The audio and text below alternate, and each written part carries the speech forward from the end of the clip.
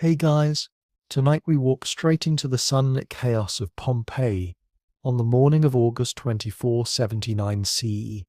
It's a warm late summer day on the Bay of Naples, the air smelling faintly of sea salt and overripe figs. You're standing on a narrow basalt-paved street where wagon wheels have cut deep grooves over decades.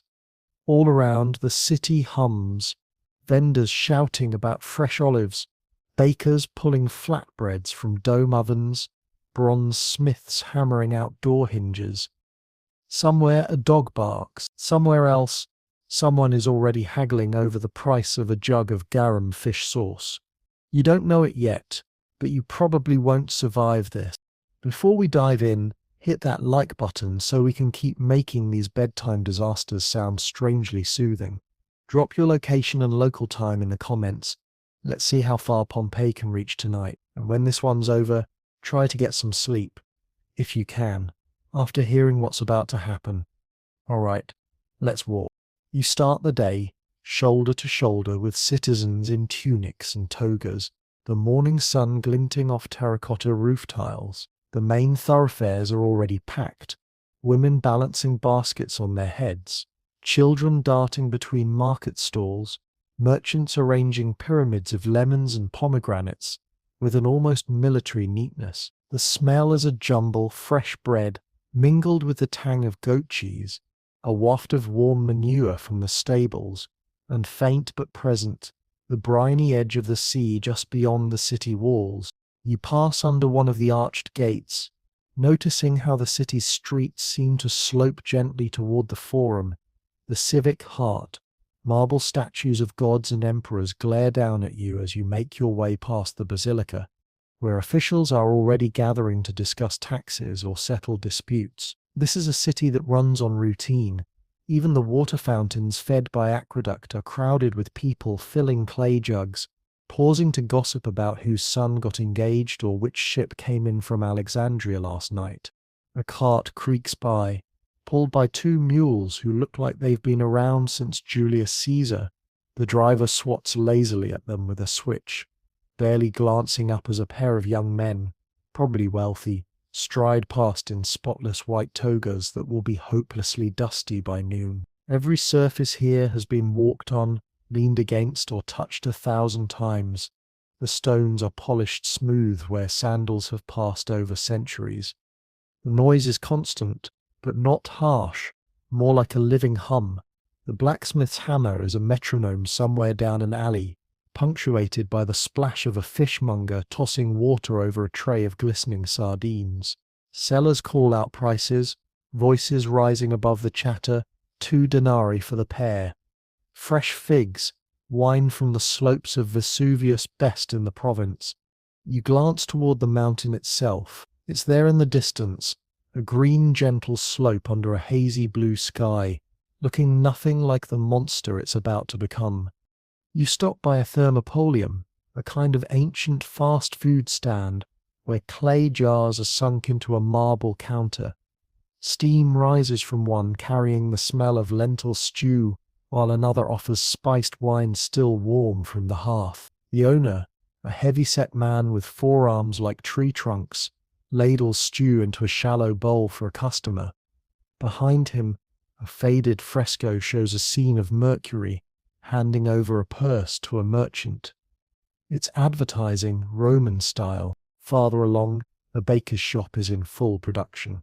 Men with flour-dusted hair are turning huge stone mills powered by donkeys, while another worker uses a long-handled paddle to pull out circular loaves, each stamped with the bakery's unique seal. A boy no older than 12 slips you a grin as he darts away with a loaf wrapped in cloth, probably his breakfast before running errands. You cross into the Forum, the city's centerpiece, where Corinthian columns throw long shadows across the flagstones. Here politics, religion, and trade collide in one open space.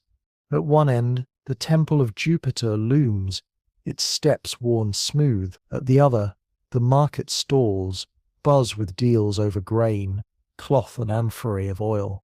The sun is already warming the stone under your feet, and you realize it's going to be another hot day. Nobody looks up at the sky with suspicion yet. Vesuvius hasn't given them a reason. In one corner, a group of men stand around a public notice board. Wax tablets and painted announcements are tacked up.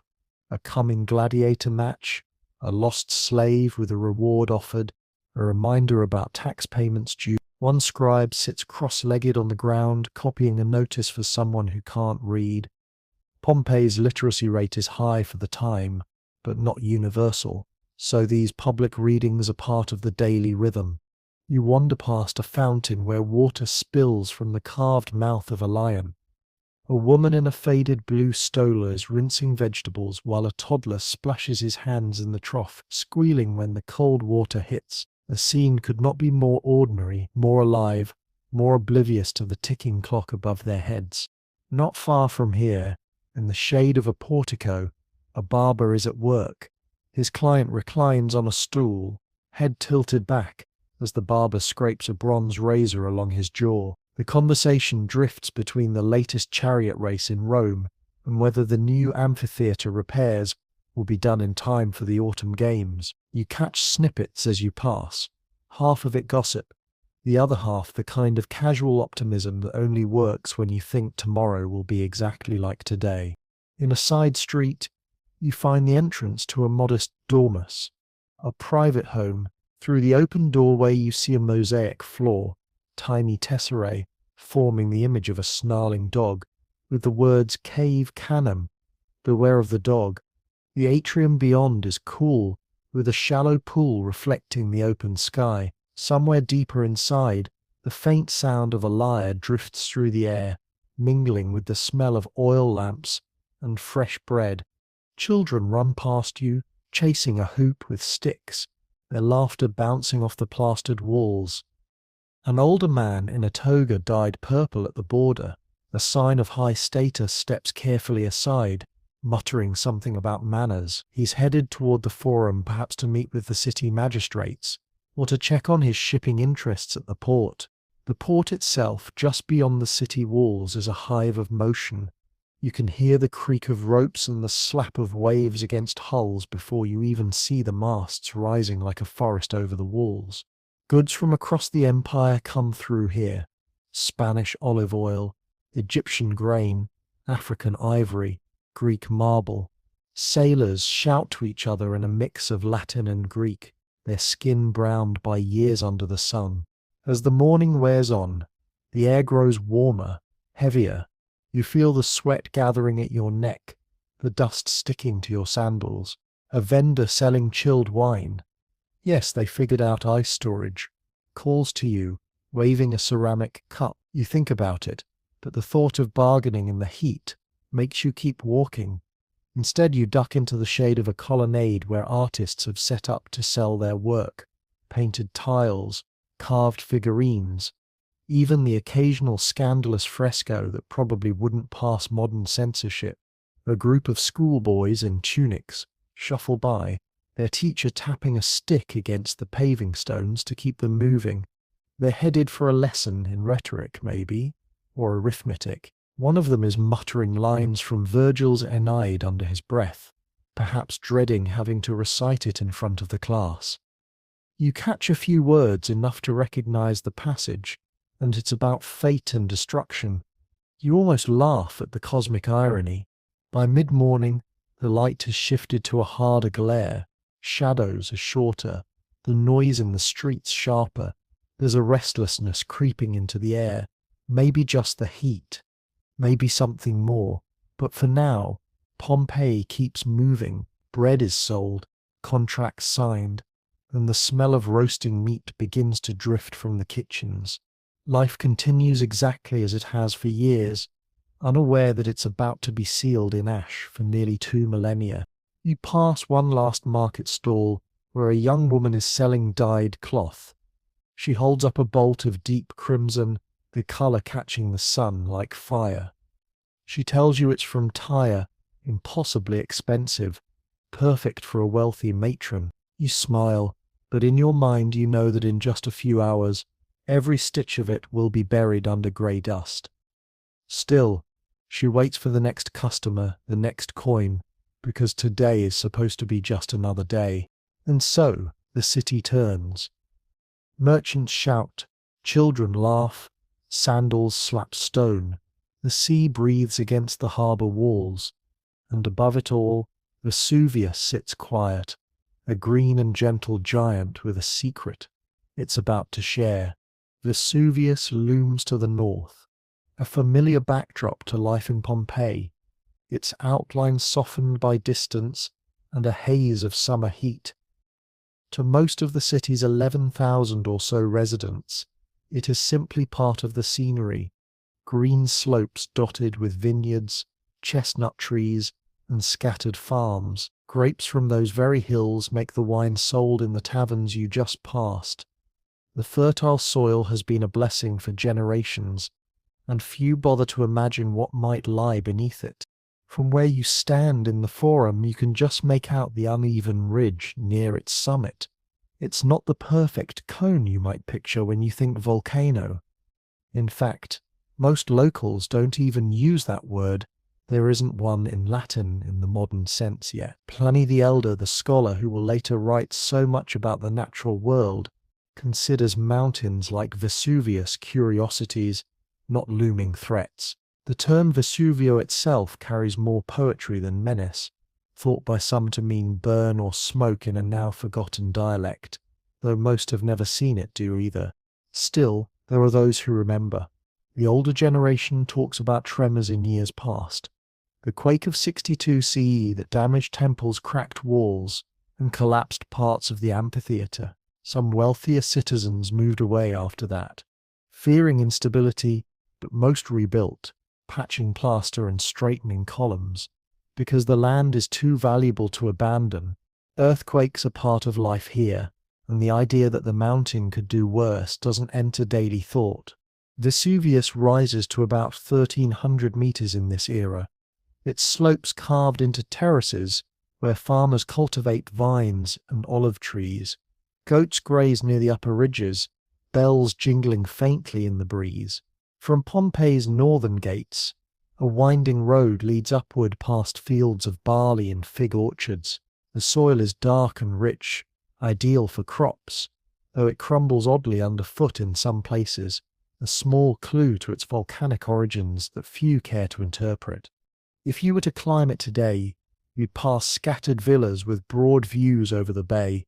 Wealthy Romans from Naples and Herculaneum owned summer homes here, their peristyles shaded by laurel and cypress. The higher you go, the more the breeze carries the scent of resin from pines, mixed with the tart sweetness of grapes ripening in the sun. Small streams trickle down from the mountain, feeding irrigation channels. Farmers fill amphorae with wine so young it still fizzes, carting them down to Pompeii's markets. But the mountain isn't entirely still. In recent months, shepherds on the slopes have reported strange changes, springs drying unexpectedly, patches of earth that steam faintly in the early morning, a sharpness to the air after sunset. These whispers pass through taverns like any other gossip, filed somewhere between someone saw a two-headed calf and the governor's mistress is from Capua. Without modern science, there's no framework to connect these signs, and besides, the vines are thriving. If the mountain was sick, surely it wouldn't feed the roots so well. The shape of Vesuvius hides its history. Geologists centuries from now will see clearly that it's a stratovolcano, its cone built from layers of hardened lava and ash, its summit split into multiple craters. But right now, to the naked eye, it looks more like a green fortress, its crest jagged but harmless. In truth, the summit cradles a deep depression, a reminder of a previous eruption long before Rome was founded, an event erased from human memory. What the people see is beauty. What lies beneath is a cauldron of molten rock under immense pressure. Along its southern and western flanks, small villages cling to the land. Farmers there rise with the sun, their work dictated by the season. In August, the grape harvest is close, and entire families are in the vineyards, stripping leaves from vines so the fruit can sweeten in the final weeks. Children chase each other between rows, their laughter carrying down the slopes. In the quiet before midday, you can hear the sea from up here, a low sigh against the coast. It's a peaceful, almost timeless scene. Trade routes run past Vesuvius, linking Pompeii to Naples and the inland towns. Merchants pass along the lower slopes daily, carts groaning under amphorae of oil, grain sacks, baskets of figs, and amphorae of that volcanic soil wine. They pause at roadside shrines to offer coins or pour a little wine to the Lares, the household gods who guard boundaries and journeys. These stone altars, set against the mountain's flank, are splashed with faded red paint, and small offerings, garlands, pine cones, bits of bread. It's an act of habit, not fear. In the literary salons of Rome, poets sometimes use Vesuvius as a backdrop, an exotic flourish for pastoral verses. It's painted on villa walls, a gentle silhouette beyond the sea, often paired with Neptune or Bacchus to suggest abundance. Even Pliny the Younger, who will witness the coming eruption, grows up seeing it as an ornament of the landscape. No one writes about it as a killer. Not yet. At this moment in 79 CE, the slopes are alive with the sounds of late summer. Cicadas buzz in the heat. A shepherd's pipe drifts lazily down a gully. The air smells faintly of fermenting grapes and warm pine needles. You could close your eyes and imagine nothing in the world could touch this peace. And maybe that's the most dangerous thing about Vesuvius. It hides its violence behind such gentleness. The geography around it shapes daily life.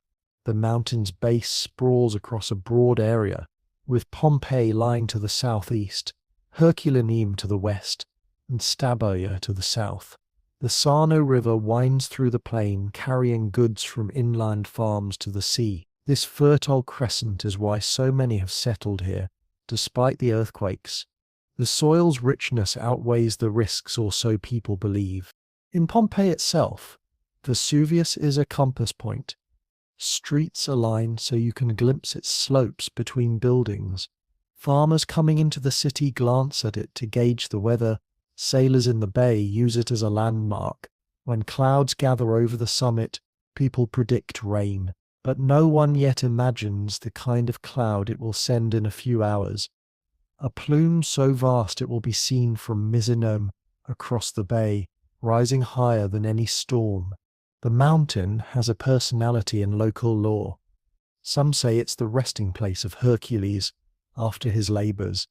Others claim the god Vulcan keeps his forge inside, which explains the occasional sulphur smell after heavy rains. It's even been connected to fertility rituals, with wine from its slopes used in offerings to Venus. The thought that this benevolent giant could suddenly hurl molten rock and choking ash into the sky is beyond most people's imagination. But Vesuvius has been making quiet moves. Deep below, magma is rising, gases building, pressure mounting. Small earthquakes, barely felt, have rippled through the region over the past few days. But in a place where tremors are as common as summer storms, no one keeps count. A few more nervous souls might have noticed odd patterns: dogs barking through the night, wells tasting of metal, a thin haze over the summit in the early morning. Yet nothing dramatic enough to break the rhythm of harvest and trade. From the Bay of Naples, the mountain is a perfect backdrop to the curve of the shoreline. Fishing boats bob in the water, nets heavy with sardines and anchovies. Sailors call out to one another in Greek, Latin and dialects from across the empire. To them, Vesuvius is just a green mass behind the terracotta rooftops of Pompeii, a silent guardian, perhaps even a friend. The idea that it could, in a matter of hours, obliterate entire cities is as absurd to them as the thought of the sea turning to stone. The geological truth, though, is stark. Beneath its slopes lies a magma chamber, connected to a network of faults and vents.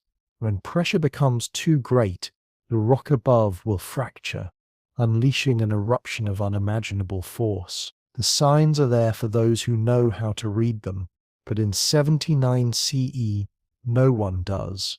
The mountain's quiet is mistaken for safety. Around midday, the sunlight catches on the upper slopes, revealing subtle lines in the rock face, traces of older lava flows, weathered to dull brown and green. The summit's ridge is sharp against the sky, its shadow cutting a diagonal across the lower vineyards. Farmers glance up only to judge the hour by the sun's angle. In the city, merchants barely spare it a thought. The mountain is simply there, as it has always been. The irony is sharp. This same beauty, this same soil that sustains Pompeii, owes its richness to the very force that will soon destroy it. Ash from ancient eruptions has fed the vines for centuries, layering minerals into every grape. The wine poured in Pompeii's taverns tonight will taste of the mountain's past eruptions, though no one drinks it thinking of fire and death. By late afternoon, the mountain slopes are turning gold in the sun. A few wisps of cloud hover near the peak, no different from any other summer day, or so it seems. In the streets of Pompeii, life goes on. Dice clatter in taverns, sandals slap stone, children chase each other past doorways painted with scenes of Bacchus. All the while, Vesuvius waits, silent, steady, the calm before the most infamous storm in Roman history. The first hints that something isn't quite right slip into the day so quietly you could mistake them for nothing at all. It begins with a low shiver under your sandals, the kind of tremor Pompeians barely notice anymore. After all, this is earthquake country. A mug on a tavern counter rattles, the liquid inside rippling for a heartbeat before settling again. Someone laughs it off, muttering about the mountain stretching its back before returning to their drink. You're in a side street, lined with plastered walls, when a faint vibration passes through the stones. It's not enough to shake loose dust, but you feel it in your teeth. Across the way, a baker pauses mid-sentence, glances at the floor, then shrugs. This is the normal kind of strange, a twitch in the earth that will fade before the bread finishes baking. Still, you notice other things once you start looking. The air feels different. It's warmer than it should be for mid-morning, with a dryness that steals moisture from your mouth. The breeze that usually comes off the bay is sluggish, almost reluctant, and there's an odd smell, nothing overpowering, just a faint tang like metal and damp stone. You can't quite place it. Near the northern gate, a pair of mules refuse to move, stamping their hooves and tossing their heads at invisible flies. The cart driver curses, tugs at the reins, then finally climbs down to lead them forward, muttering about stubborn animals. The mule's ears are flicking constantly, as though catching some sound you can't hear. A dog nearby is doing something similar, nose lifted, ears back, tail low. It growls at nothing in particular. Inside a courtyard, a fountain's steady trickle slows for a moment, the stream thinning before resuming. No one comments on it, but you notice the woman filling her jug shakes her head, as if she's seen this before and doesn't like what it means. She hefts her jug quickly and walks away without another word. By the harbour, fishermen are complaining that the water looks wrong. The surface is unnervingly still for this time of day, and the air above it wavers like heat rising off a road. One older man swears he saw fish leaping in frantic bursts just before sunrise, as if trying to escape something below. His mates laugh and say he's just had too much of his own wine, but they keep glancing at the water all the same. Then there's the birds, or rather the lack of them. Normally gulls wheel overhead, their calls part of the city's constant backdrop. Today they seem to be avoiding the bay entirely.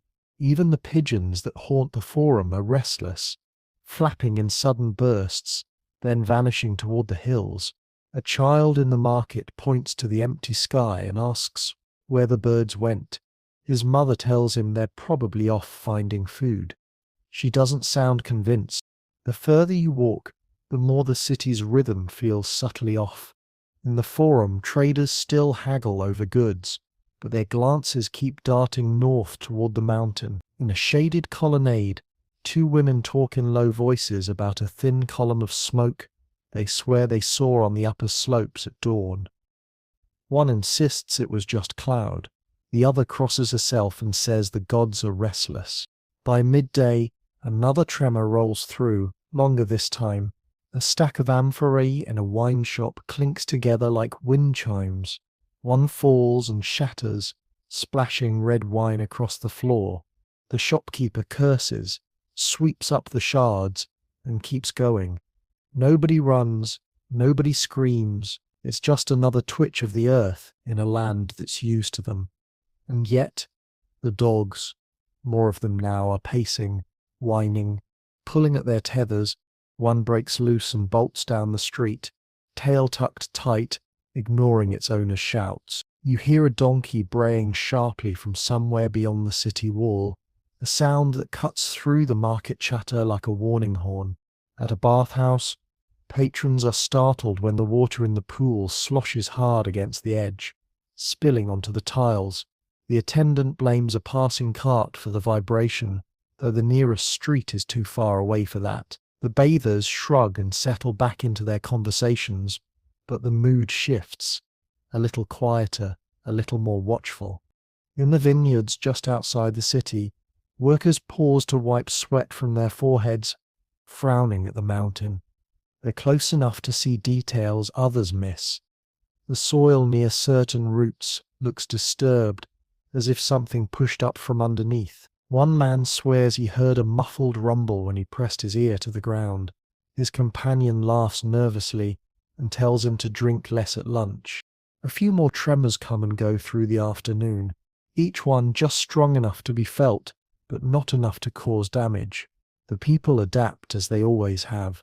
Steady the jug, catch the falling basket, laugh off the surprise, but for the animals there's no pretending. Chickens flap in bursts inside their pens. Hooves stamp dust into the air. Cats vanish into hidden corners. Even the bees in the hives along the outskirts fly in agitated, chaotic loops.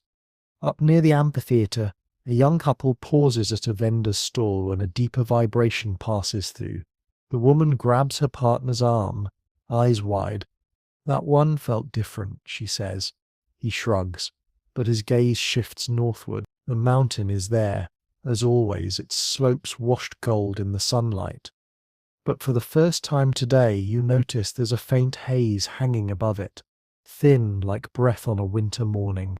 In the harbour taverns, sailors begin to swap stranger stories. One claims he saw the sea recede slightly just after dawn, then return with no wind to drive it. Another says the water has tasted bitter all day, a metallic tang under the salt. Someone else mutters about odd lights flickering near the summit last night, though that could just be the wine talking. Even in the temple courtyards, there's a shift. Worshippers linger longer at the altars, tossing extra coins into the offering bowls. Priests murmur prayers to Neptune, to Jupiter, to Vulcan, just in case. A few glance toward Vesuvius as they speak, their eyes narrow and thoughtful. By late afternoon, the tremors pause, leaving an uneasy stillness in their wake. The city's noise feels sharper, as if every sound is amplified in the quiet between disturbances. Somewhere, a pot clatters to the ground and shatters. The sound makes people jump, then slowly they relax again. Humans are good at convincing themselves nothing is wrong, until it is. The mountain sits under a flawless sky, green and sunlit, the faint haze above it, barely visible unless you stare. And you do stare, for a long moment, feeling the weight of it in your chest. Somewhere inside, you know this isn't just another day's tremors. The animals know it. The air knows it. Still, life in Pompeii flows forward. Merchants close their stalls, children are called in from the streets, and the smell of cooking fires drifts from open doorways. Families gather for evening meals, laughing, arguing, trading the day's gossip. Someone strums a lyre in a courtyard, a neighbour hums along. The unease fades under the comfort of routine. but the mountain is restless. Deep below, magma presses upward, forcing gases into cracks and fissures. The ground's subtle twitches are the Earth's way of clearing its throat before shouting, and if you lean against the cool stone of a wall just outside the northern gate, you might feel it again, the faintest pulse, steady and slow, like something breathing beneath your feet. It happens in an instant. One moment the air is still and heavy, the next it is torn apart by a sound so deep and sudden, it feels like the sky itself has split. You don't just hear it, you feel it slam into your chest, a pressure that squeezes the breath out of you. Heads snap toward the north. Beyond the rooftops, over the green slopes of Vesuvius, something enormous is climbing into the air. At first it's a column, a solid tower of ash and pulverized rock, surging straight upward, its base hidden by the mountain's crest. The color is wrong, too dark, too dense to be cloud, and it moves with an urgency that no storm ever had. The roar is constant now, a grinding bellow mixed with sharper cracks like stones shattering under divine hammers. It's so loud you almost miss the gasps and shouts around you. The column rises fast, a pillar of darkness pushing into the clear blue sky. From the harbour, sailors point and shout, their voices lost in the noise. In the forum, people stand frozen, shading their eyes against the sun as they watch the plume thicken and grow. Some drop whatever they're holding, baskets, amphorae, even coins clattering across the paving stones without noticing. Within minutes, the plume begins to change shape. Its top flattens, spreading outward like the crown of a massive pine tree, its edges curling in slow, heavy rolls. It's so huge, you can't see the top without craning your neck. Bits of it start to break away, drifting down in lazy spirals, though they're not harmless. They're fragments of pumice and ash, the first grains of what's coming. The sunlight dims just slightly, as if a thin veil has been drawn across the day. The air carries a new smell now, sharp, acrid, stinging the back of your throat. It's the scent of things burning far above, mixed with the mineral tang of broken stone. People cough and wipe at their eyes, blinking against the irritation. Someone near you mutters about Vulcan's forge, about the god himself working in fury under the mountain. Another insists it must be Jupiter casting lightning bolts somewhere beyond the peak. But the truth is simpler and far more dangerous. The earth has just opened its lungs and it is not going to stop. From your spot on the street, you can see fine grey ash beginning to settle on the rooftops, clinging to hair and shoulders. It's as soft as flour, but it falls steadily, sticking to the sweat on your skin. A little boy sticks out his tongue to catch it, laughing until his mother slaps his hand and pulls him inside. The plume continues to swell, now streaked with flashes, bursts of light deep within, like lightning trapped inside the cloud. Each flash is followed by a split-second crack, too quick and sharp to be thunder. Those who have lived near Vesuvius all their lives have never seen anything like it. A few start to run, not screaming, just moving with purpose toward the city gates, as though distance alone can explain safety. At the northern edge of the city, the first heavier fragments begin to fall. Pieces of pumice, some the size of a fist, bounce off rooftops and rattle down the streets. They're light for their size, but when they hit with speed, they sting. A merchant grabs a folded cloak to shield his head as he hustles his apprentices toward shelter. Somewhere nearby, a tile shatters under a direct hit. In the harbour, men scramble to untie ships, shouting orders over the roar. Some think the water will be safer. Others say the sea will boil when the fire reaches it. Confusion multiplies in the noise. One fisherman stands perfectly still, staring at the mountain with his lips moving silently, either a prayer or a curse.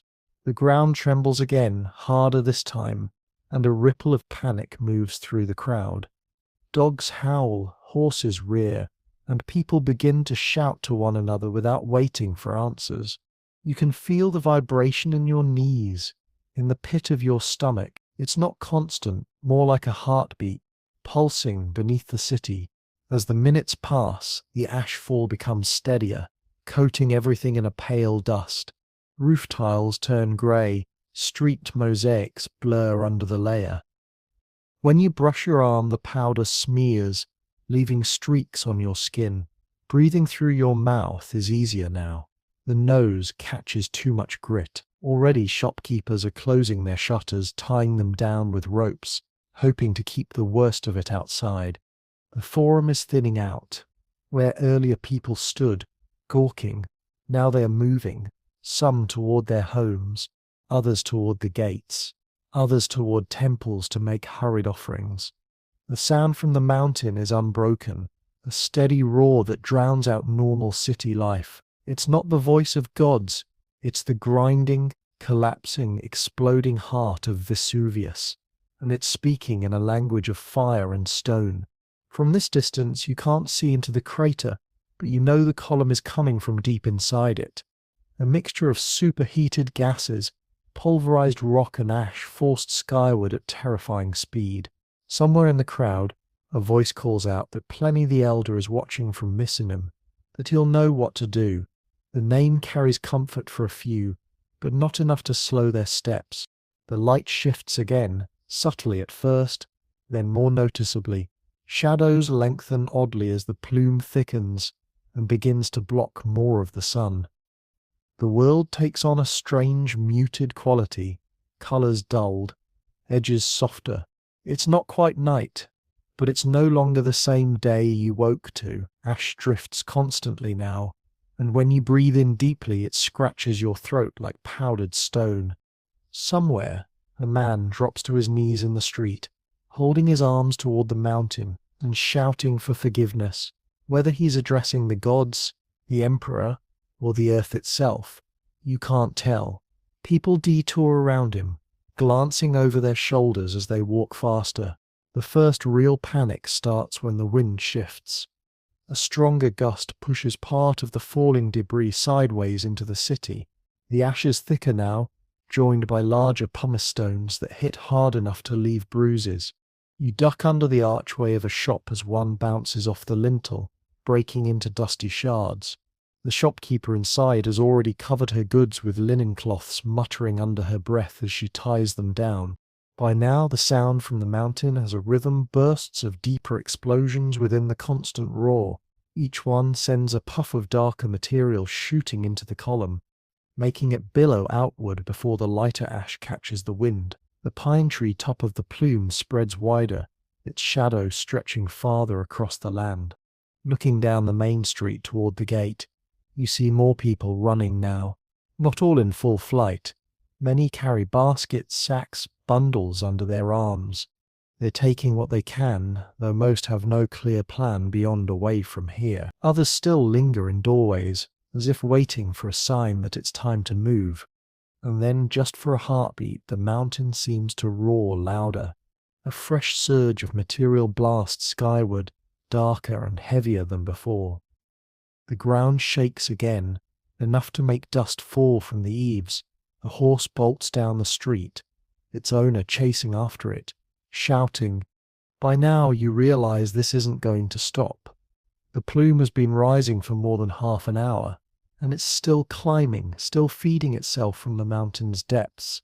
The ash fall is steady enough that your footprints vanish behind you as you walk. Every rooftop is outlined in grey, every awning sagging slightly under the weight. The air tastes of stone and sulphur, and all the while, the people of Pompeii stand at the threshold of a disaster they can't yet imagine in full. Some still think this will pass, that the mountain will quiet and life will resume. Others have already decided to run, their minds filled with images of ash and fire. Above them all, the column grows higher, wider, darker, marking the beginning of the end for a city that woke this morning expecting nothing more than a warm August day. By late afternoon, the streets of Pompeii are shifting from crowded chaos to channels of steady movement.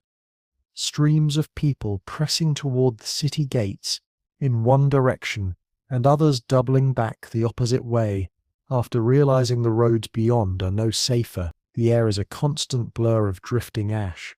It swirls when anyone passes too quickly, billowing up in little ghosts that sting the eyes and cling to skin. You taste it even when you keep your mouth closed. It's in the back of your throat, a dryness that water barely soothes. Some leave in haste, carrying nothing but the clothes on their backs, and the children clinging to them. Others are weighed down with bundles, blankets, sacks of grain, whatever valuables they could gather before the air grew too dark. You pass a man staggering under the weight of a bronze statue of a household god, his face coated in the same pale dust as the figure he carries. The main gate is a bottleneck. Carts creak under the strain of wheels grinding through the pumice. Mules cough, stamping in frustration at the slipping ground. Drivers shout over one another, trying to maneuver around fallen stones and abandoned loads. At the edge of the road, a woman kneels beside a toppled cart, frantically retying the ropes on a bundle that had split open. The contents ceramic jugs are already dusted grey. She doesn't notice the pumice bouncing off her shoulders. Beyond the walls, the main road toward the coast is choked. The further you look, the more it seems to crawl rather than flow. People stop to catch their breath after only a short distance, leaning on walls, their faces drawn and ash-streaked. Some have cloths tied tightly over their mouths. Others press the edges of their tunics to their faces, leaving their hands smudged when they pull them away. You overhear snatches of conversation, arguments about which direction is safer, whether the ships will still be at the harbour, whether the gods are angry or the earth itself is in revolt. Rumours move faster than people. The sea is boiling. Herculaneum is already gone. Naples has sent aid. Naples is burning. No one can agree on which story is true. Inside the city, those who remain are making their own calculations. Some shut themselves inside their homes, blocking doors and windows with wet cloths in the hope of sealing out the worst of the ash. Others climb onto roofs to sweep the mounting layer before it can collapse the beams. From the street, you can hear the scrape of shovels, the low grunts of effort, and occasionally the sharp crack of a tile breaking underfoot. In the forum, a small group of soldiers, local militia, not legionaries, try to keep order, shouting at people to move in organized lines toward the gates. Their armor is dulled with dust, their voices hoarse from shouting through the cloths over their mouths. One gestures toward the northern road, insisting it's still passable, but the flow of people toward the southern gate barely slows. Fear makes for stubborn travelers. A shopkeeper near the basilica is distributing loaves of bread without payment, pressing them into hands and urging people to go. Her own shelves are already bare of everything else. In a corner, an older man sits with a jug of water, doling out small cupfuls to those who look most desperate. Each drink is swallowed in one gulp. The water is gone almost as soon as it's poured. The animals tell the truth most plainly. Dogs strain at leashes, tails low, ears flat. Some have already slipped free and bolted. Their owners call after them to no avail. Horses sweat under their harnesses, rolling their eyes at the falling debris. Even the caged songbirds hanging outside doorways flutter frantically, their wings tapping against the bars in a restless rhythm. The noise from Vesuvius is constant now, a deep rolling thunder without pause. It doesn't come in bursts, but as an unbroken growl, occasionally sharpened by a crack like stone snapping. Each time the sound shifts, heads turn automatically toward the north. The plume is darker than before, its lower half dense and swollen, its upper crown curling and spreading wider still. The wind is carrying more of it toward the city now, and the air grows dimmer with every passing moment. In some places, the ash is knee-deep. Walking becomes a full-body effort, each step dragging like you're wading through water. People stagger under the weight of the load they carry, lungs burning from the effort. Carts stall entirely where wheels can no longer get traction. Drivers unhook animals and abandon the vehicles, trying to make better speed on foot. The abandoned carts stand half buried already, their contents slowly disappearing under the steady fall. Along one side street, you pass a man urging his family forward, two small children, his wife and an elderly woman leaning on his arm. They've tied strips of damp cloth over their faces, their tunics soaked through from the same water. The children's eyes are red from the ash, their steps dragging, but they keep moving. Every so often the man glances over his shoulder toward the mountain, as if afraid it might follow him down the road. Not everyone is moving toward the gates. Some are trying to reach the harbour instead, hoping to find a ship to take them away. The streets in that direction are equally clogged, the air even heavier with grit. The closer you get to the water, the more you hear coughing, sharp hacking sounds that echo off the stone walls. By the time you reach the quay side, you can barely see the end of the pier through the drifting ash. Ships rock in the choppy water, their crews shouting orders you can't fully hear. One vessel is already pushing off, its deck crowded with people standing shoulder to shoulder. Another is taking passengers in frantic bursts, the gangplank shaking under the rush. Some people wade into the shallows, hands outstretched, calling to the crew to take them aboard. Others clutch the mooring ropes, shouting at the captains to wait for just one more family.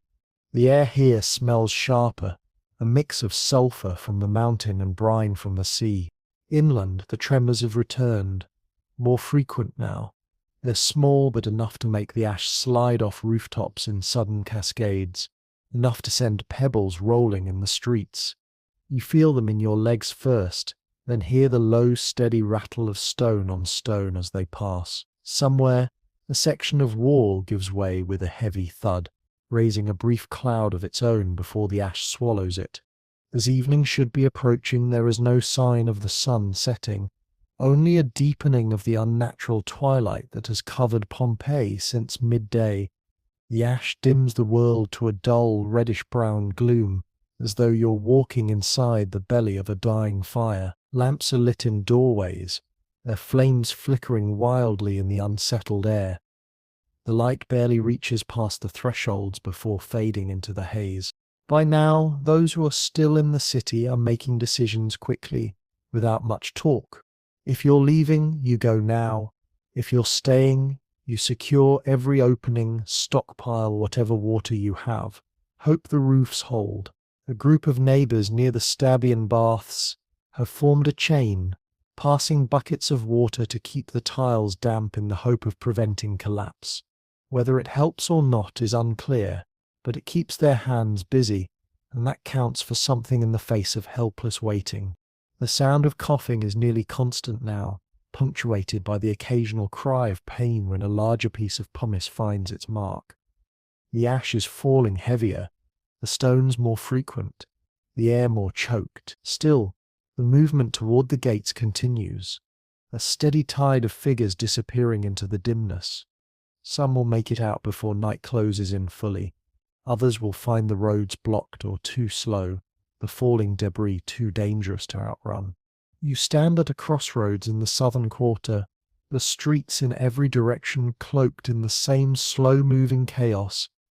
To the north, the mountain is still hidden behind its own cloud, the roar unbroken, the sky over it lit faintly from within. To the south, the road slopes downward toward the plain, where the line of fleeing people looks like a trail of ants across a field of ash. In either direction, the same truth waits. The mountain has only begun. The ash falls so softly at first that you could almost mistake it for an odd summer snow, until you try to brush it from your shoulders, and it clings, fine as sifted flour, gritty between your fingers. It doesn't melt. It sticks to sweat, to hair, to the corners of your eyes. A single breath draws it into your nose, coating the back of your throat in a dryness that makes you cough. Roofs, streets and courtyards are already losing their colours under the growing layer. The white marble of the forum steps turns a dull grey. Frescoed walls grow muted, as though a veil has been drawn over their painted gods and feasts. The carefully swept mosaic floors at the entrances of homes are disappearing one tessera at a time under the powder. Every footstep sends up a puff that settles again instantly, as if the city is breathing with the mountain. The soundscape has changed. Where there was once the hum of commerce and conversation, there's now the steady hiss of ash as it drifts down. You can hear it landing on your tunic, faint but constant, a whispering reminder that the sky is no longer friendly. It's joined by the occasional hollow thunk of a pumice stone bouncing off a roof tile or striking the street. Those stones, pale and porous, are deceptively light, but the bigger ones sting when they hit skin. People begin to shield their heads. Some pull their cloaks up over their hair. Others grab whatever's close, a wicker basket, a wooden bowl, even amphorae lids to use as makeshift helmets. In the marketplace, a woman tears strips from a bolt of linen, handing them out so people can tie them over their mouths and noses. The cloth doesn't keep the dust out completely, but it dulls the sharpness in the air enough to make breathing easier. The streets are no longer straight lines of stone, they're softening, edges blurring as ash builds along the curbs. In narrow alleys, it's already ankle deep, making each step heavier. A few boys take to kicking it at each other until their mothers drag them indoors. The air is thickening, the sunlight dimming by degrees. The shadows that remain are diffuse, as though the whole city has been dropped into a half-forgotten memory. You hear the creak and groan of wood under stress. The ash is light when it first lands, but it's relentless, falling in a steady rain that grows heavier as it clumps together in the damp of the coastal air. Flat roofs sag slightly under the load. Homeowners climb up with brooms and shovels, pushing the grey mounds off before they can collapse beams. The work is risky. Pumice stones still fall at random, bouncing and rolling toward anyone who dares to stay exposed for too long. Inside homes, the ash finds its way in no matter how tightly shutters are closed. It sifts through cracks, seeps under doors, drifts down chimneys. Those trying to shelter indoors find themselves sweeping it constantly, piling it in corners where it can be thrown back outside. But each time they open a door to toss it out, more floats in. It is a losing battle fought out of habit, because stopping feels like surrender. The air temperature drops slightly, a strange side effect of the sunlight being blocked. The breeze off the bay is gone. The world feels sealed off under the choking sky. A muffled quality settles over the city, as if you've ducked into a room hung with heavy curtains. Voices are quieter, more urgent.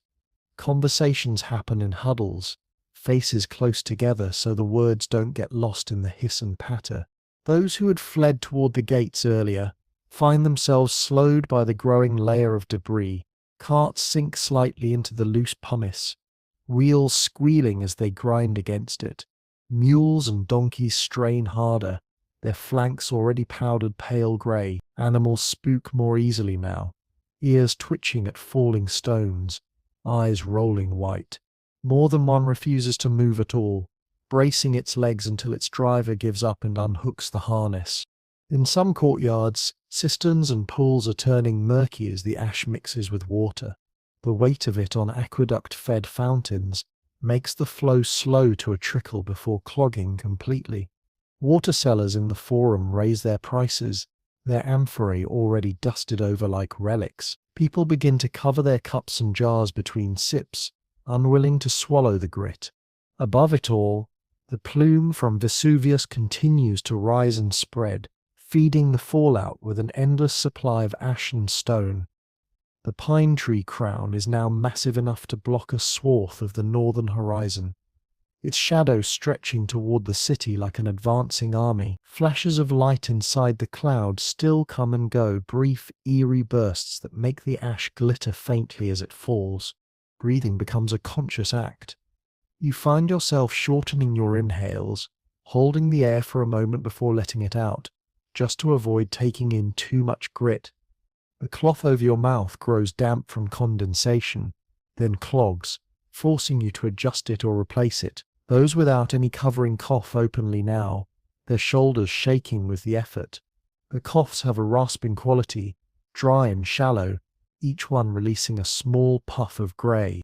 The sound of hammering drifts from the direction of the amphitheatre, someone nailing shutters shut against the storm. Farther away, the distinct crash of a roof beam snapping echoes briefly before being swallowed by the background hiss. It's followed by shouts, then silence. Children who were laughing earlier are now quiet, clinging to parents' legs or huddling indoors. The novelty is worn off. The ash is no longer something to play in, but a constant, unshakable intrusion. You see one boy clutching a wooden toy horse, its paint already dulled by the dust. He rubs at it with his sleeve, but the colour doesn't come back. By mid-afternoon, the ash layer is deep enough in the open streets that walking leaves a trail like footprints in fresh snow. Each step sinks and slides slightly, making the going slower. Those trying to flee are forced to lift their feet higher, tiring quickly.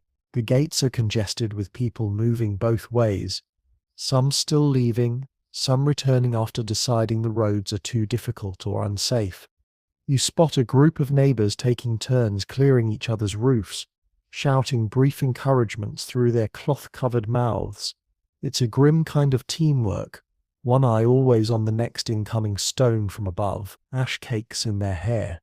Their tunics turned the same uniform grey, no matter what colour they began. The light continues to fade, not into evening but into something stranger.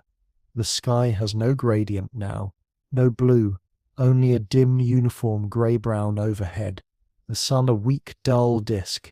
It's as if the city exists under the lid of a pot, sealed in with the heat and the dust. Time itself feels altered, without the shifting light. Hours smear together. Somewhere beyond the city wall, you hear the low rolling rumble of another collapse. Maybe a stable, maybe part of a villa. The sound is different from the earlier earthquakes. This is the noise of structures giving way under the load. It carries a finality that makes people pause, look up, then move a little faster. Still, not everyone leaves. Many cling to their homes, convinced the eruption will end as suddenly as it began. They have food, water, walls. They tell themselves the ash will stop, the mountain will quiet, and life will resume. Some even continue to cook, though the bread tastes faintly of grit and the stew carries a smoky tang from the air. The ash keeps falling. It has no sense of mercy, no breaks, no pauses.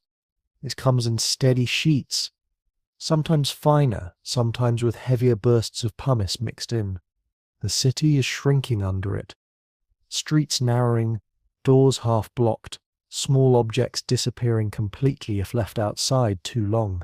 The sound of it is everywhere, as constant now as your own breath, the new heartbeat of Pompeii, and above, Vesuvius shows no sign of stopping. The plume swells and darkens, the unseen crater feeding it with the raw power of the Earth's core. Whatever is happening up there, you are standing in its shadow, and the shadow is growing heavier by the hour. The sound of breaking wood carries differently through the ash-thick air, muffled yet sharp enough to make you flinch. Somewhere close, a roof beam gives way, followed by the dull crash of tiles and plaster collapsing inward. The ash has grown heavy. What began as a light dusting now lands in damp clumps, each one adding to the load pressing down on Pompeii's homes, temples and workshops. You turn a corner and see a group of men on a roof, their tunics tied up around their waists, shoveling frantically. They push the grey mass into the street below, where it lands in heaps and slides toward the gutters. The men's faces are streaked with sweat and grime. Their hair and beards are caked until they look like statues themselves. Each shove of the shovel makes their footing less secure. The tiles beneath them slick with the fine grit. One misstep could send them tumbling into the street, where pumice still falls in random stinging bursts. On the ground, the streets are narrowing, not from walls closing in, but from the ash rising up. In some alleys, it's mid-calf deep, the edges drifting higher against doorways. The patterns of cartwheels are already fading, the tracks filling in almost as quickly as they're made. You watch a man pull at the reins of a mule, urging it forward, but the animal plants its hooves stubbornly, unable to drag the load through the shifting surface. Eventually the man unhitches it and slaps its flank, sending it lurching down the street alone. Inside the forum, the once proud colonnades are draped in grey. The ash clings to every ledge and cornice, blurring the sharp lines of the architecture. Statues of gods stand with their heads bowed under the weight, streaks of pale powder running down their marble faces like tears. A section of roof over the portico groans audibly. The people gathered underneath glance up at the sound, then scatter as a sheet of tiles slides free and crashes to the ground. Shouts ring out from the direction of the amphitheatre. You make your way toward them and find a handful of men pulling debris from the street. A section of wall has collapsed outward, scattering chunks of stone and broken wood into the open space. A young boy crawls out from a gap in the rubble, coughing hard, his tunic torn and covered in dust. One of the men grabs him by the arm, pulls him free, and pushes him toward the relative safety of a nearby doorway. In the wealthier quarter, villas with flat roof gardens are struggling most. Their open courtyards are filling steadily, the pools and fountains choked with drifting ash. Workers rush to sweep it out through the drains, but the slurry clogs almost instantly, turning the floors slick and treacherous. The painted walls, scenes of gods, banquets, and mythic heroes are barely visible through the grime settling over them. Along the main streets, shopkeepers try to save what they can. A wine merchant has moved his amphorae indoors, stacking them against the walls. The surface of each jar is already dusted over, the painted labels dulled. A cloth merchant has pulled every bolt of fabric into the back of his shop, draping damp linen over the entrance to keep the ash out. It works only for a while. The fine powder creeps in around the edges, coating the floor in a thin, relentless layer.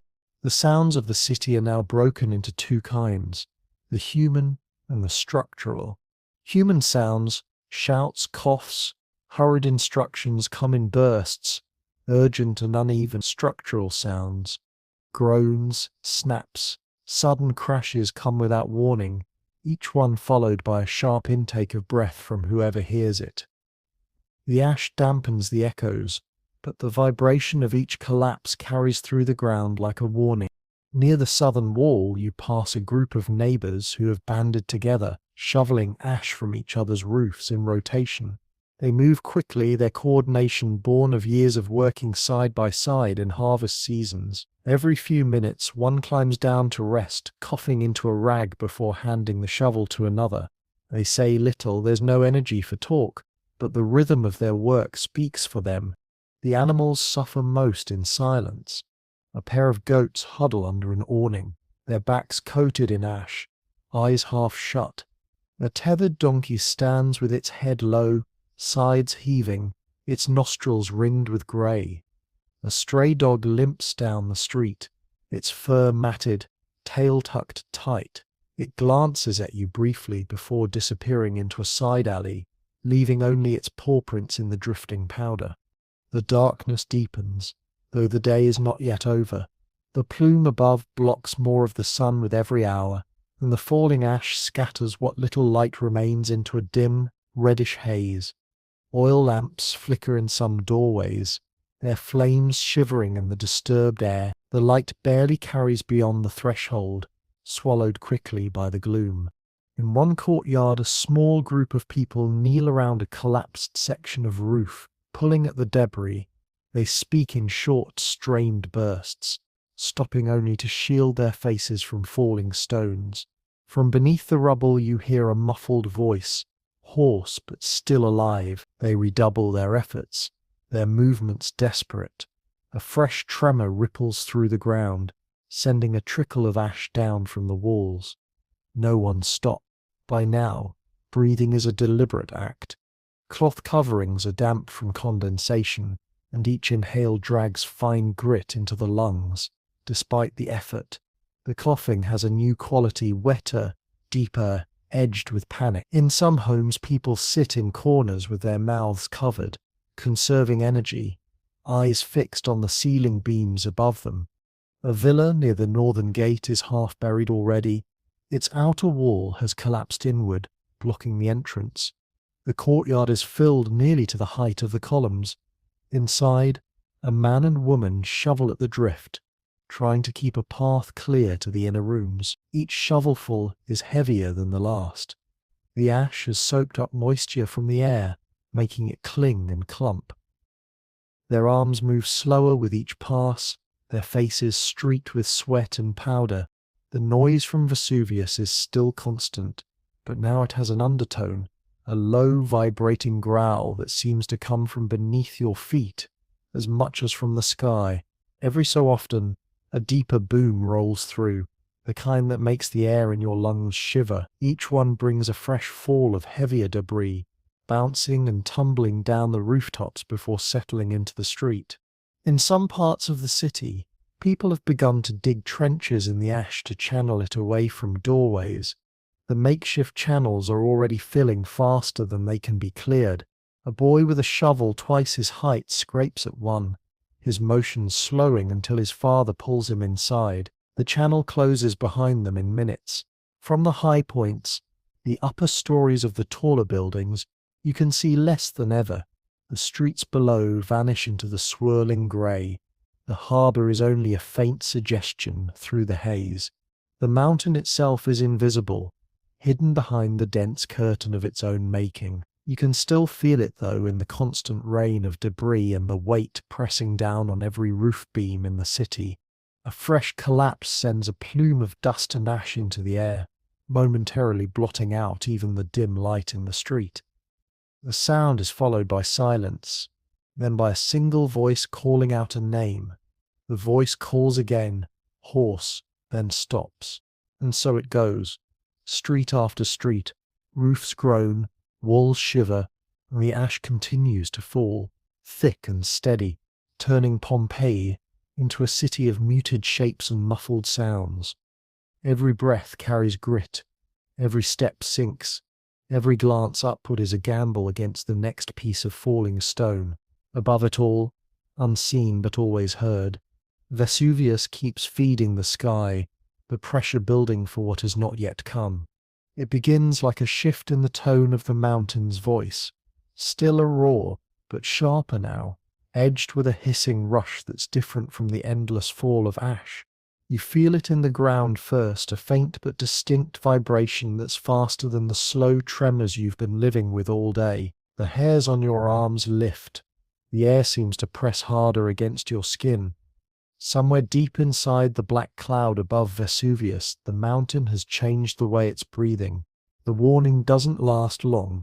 There's a sudden, violent cracking sound, like hundreds of trees splintering all at once, and then the noise becomes something you've never heard before, a tearing, rushing roar, low and high at the same time, carrying a weight that pushes at your chest. The sound is getting louder with terrifying speed, as though the mountain itself has leapt from the horizon and is coming straight for you. People in the streets freeze for a heartbeat, heads turning north. Someone shouts, a single panicked cry, and then the movement begins. Those who can still run, run. Those burdened with carts or children stumble faster, eyes wide. You don't need anyone to explain what's coming. This is not ash. This is not pumice. This is something else entirely. The first pyroclastic surge is already spilling over the rim of the mountain. You can't see the base of it through the darkness, but you can see the glow dull red and flickering like the embers of a dying fire, wrapped inside a boiling mass of black and brown. The surge is not a cloud in the way the ashfall has been. It moves like water, hugging the ground as it pours down the slopes, billowing and rolling over itself. It moves too fast for comfort, faster than any man can run. In the shifting light you can see it swallowing ridges and trees as it comes. The glow inside it flashes and fades, sometimes bursting into quick sparks where rocks collide. A wall of sound rides ahead of it, a rushing growl mixed with the hiss of superheated ash grinding against itself. The air changes again, hotter now, but in a strange, suffocating way, as if the heat is inside your lungs rather than on your skin. The sulphur stench grows sharper, joined by something like burning cloth. Your eyes water instantly, not from smoke but from the heat itself. Breathing is harder, even though the surge hasn't reached the city yet. It's pushing a wave of scorching, ash-filled air before it, a warning of the violence to come. A group of people near you break into a run toward the southern gate, stumbling through knee-deep ash. Their sandals slip and sink, slowing them down, but fear drives them forward. One man throws off his pack entirely, abandoning whatever it held just to move faster. Behind you, someone shouts at a family to get inside, to bar the door, but the words are lost in the growing roar. From a vantage point near a half-collapsed wall, you can see the surge hit the outskirts north of the city. It doesn't simply pass over the land, it engulfs it, erasing every shape into a heaving, rolling blur. The buildings vanish into the churning darkness as if swallowed whole. There's no explosion, no dramatic fireball, just the unstoppable advance of a boiling mass moving low to the ground, hugging every contour of the terrain. The front of the surge hits like a stampede. It slams into walls, splinters wood, and shoves aside stones as if they were nothing. The ash within it spins so fast it almost seems alive. Anything standing in its way is instantly battered, scorched and buried under the torrent. You can't see the people it catches, only the brief silhouettes swallowed in the swirl. But you can imagine the heat. The air at the edge of the city is already searing, baking exposed skin in seconds. You can feel it against your face, against your hands. A dry, blistering touch that makes every instinct scream to get away. The sound is worse now, not because it's louder, but because it's closer. So close you can feel the vibrations in your teeth. It's a constant roar without pause, without mercy, as if the earth is tearing itself apart right in front of you. The first buildings struck inside the walls disintegrate almost instantly. Roofs collapse inward under the impact of the surge, sending up brief fountains of dust before they're smothered by the advancing cloud. Doors are blown inward by the pressure, shutters ripped from their hinges. In some streets, the force funnels straight down the narrow lanes, sweeping ash, debris, and whatever else is in its path before it. The darkness deepens until you can barely tell where the surge ends, and the night begins. The glow within it fades in and out, brief glimpses of red that illuminate shattered rooftops or collapsing walls before vanishing again. You realize the ash fall from above hasn't stopped, it's just smaller now, mixed into the suffocating haze. Every breath is an effort. The air is so hot it burns your throat on the way in, and every exhale feels like it takes more strength than you have left. Your eyes sting and blur, forcing you to wipe them with already filthy cloth. You can hear others coughing violently, stumbling against walls as they try to navigate through the dim streets. Somewhere nearby, a man's voice rises above the roar for just a moment.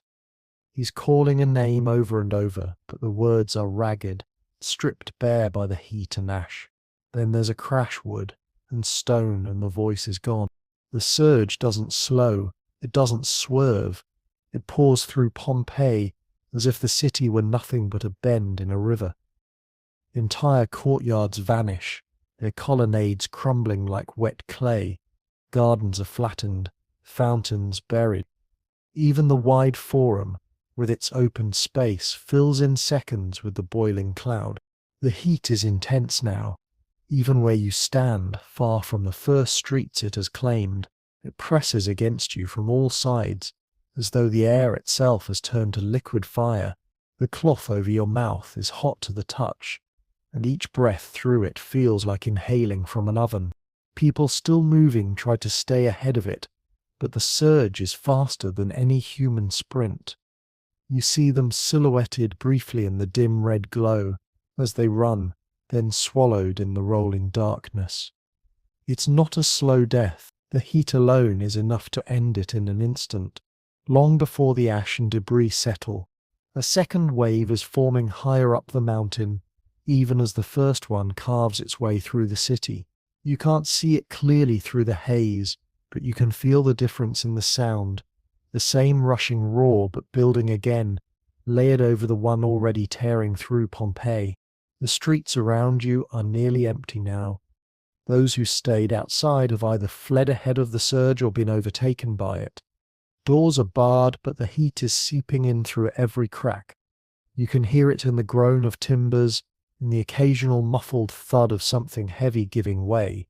You know the truth without needing to see the entire city. This is only the beginning of the end. The ashfall, the darkness, the trembling ground. They were preludes.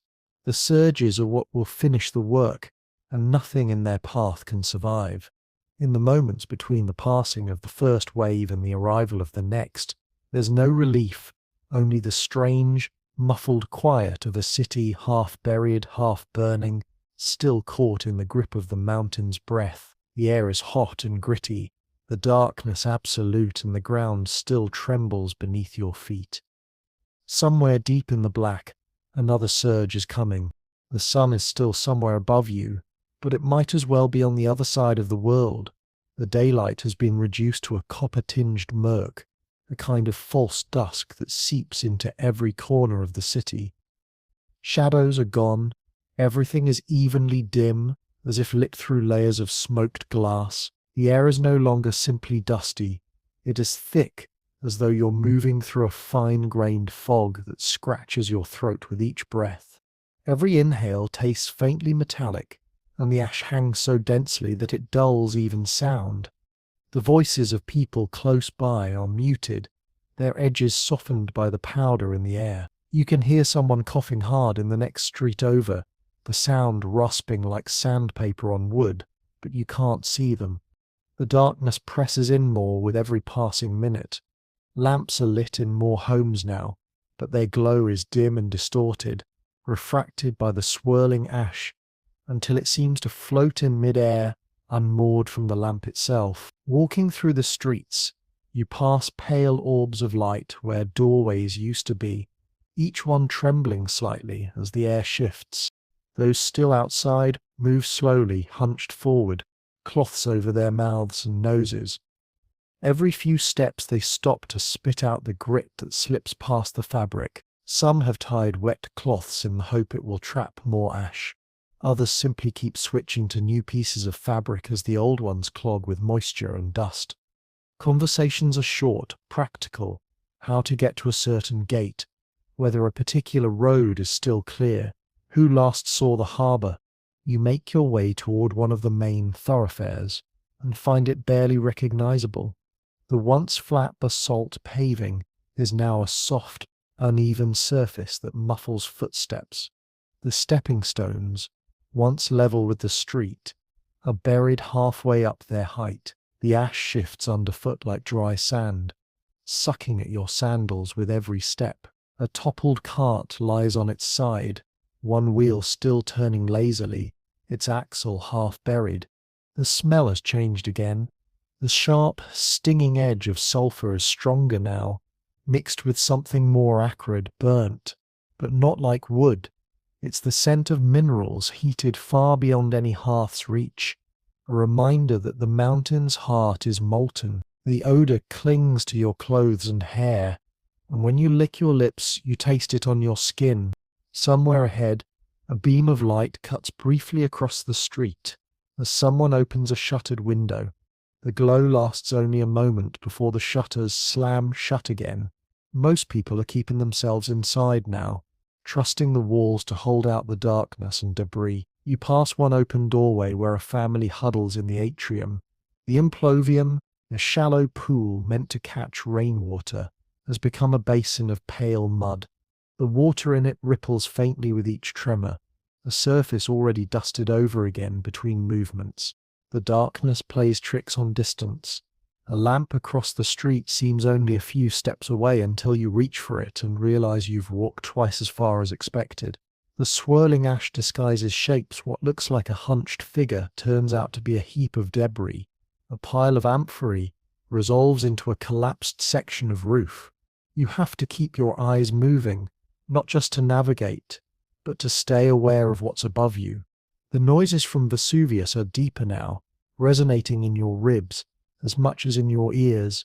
The steady roar continues, but underneath it is a low, pulsing vibration, almost like the thrum of a massive drum far away. Occasionally, a sharper explosion cracks through the constant sound, and each one brings a brief increase in the ashfall, as though the mountain has thrown another handful into the sky.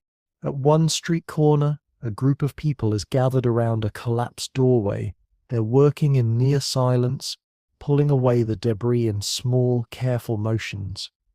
A voice comes from somewhere beneath the rubble, a woman's, weak but steady, and the group redoubles its efforts. The ash makes their hair look white, their skin pale and ghost-like under the dim light. You watch for a moment, but their work is slow, and the air is heavy, so you keep moving. The ground shifts again under your feet, a tremor longer than the last. The buildings sway subtly, dust sifting from every ledge and beam. A fragment of tile slides down a nearby roof and lands in the street with a thud, breaking into 3 pieces. You quicken your pace. You pass a thermopolium, its counter half covered in drifted ash.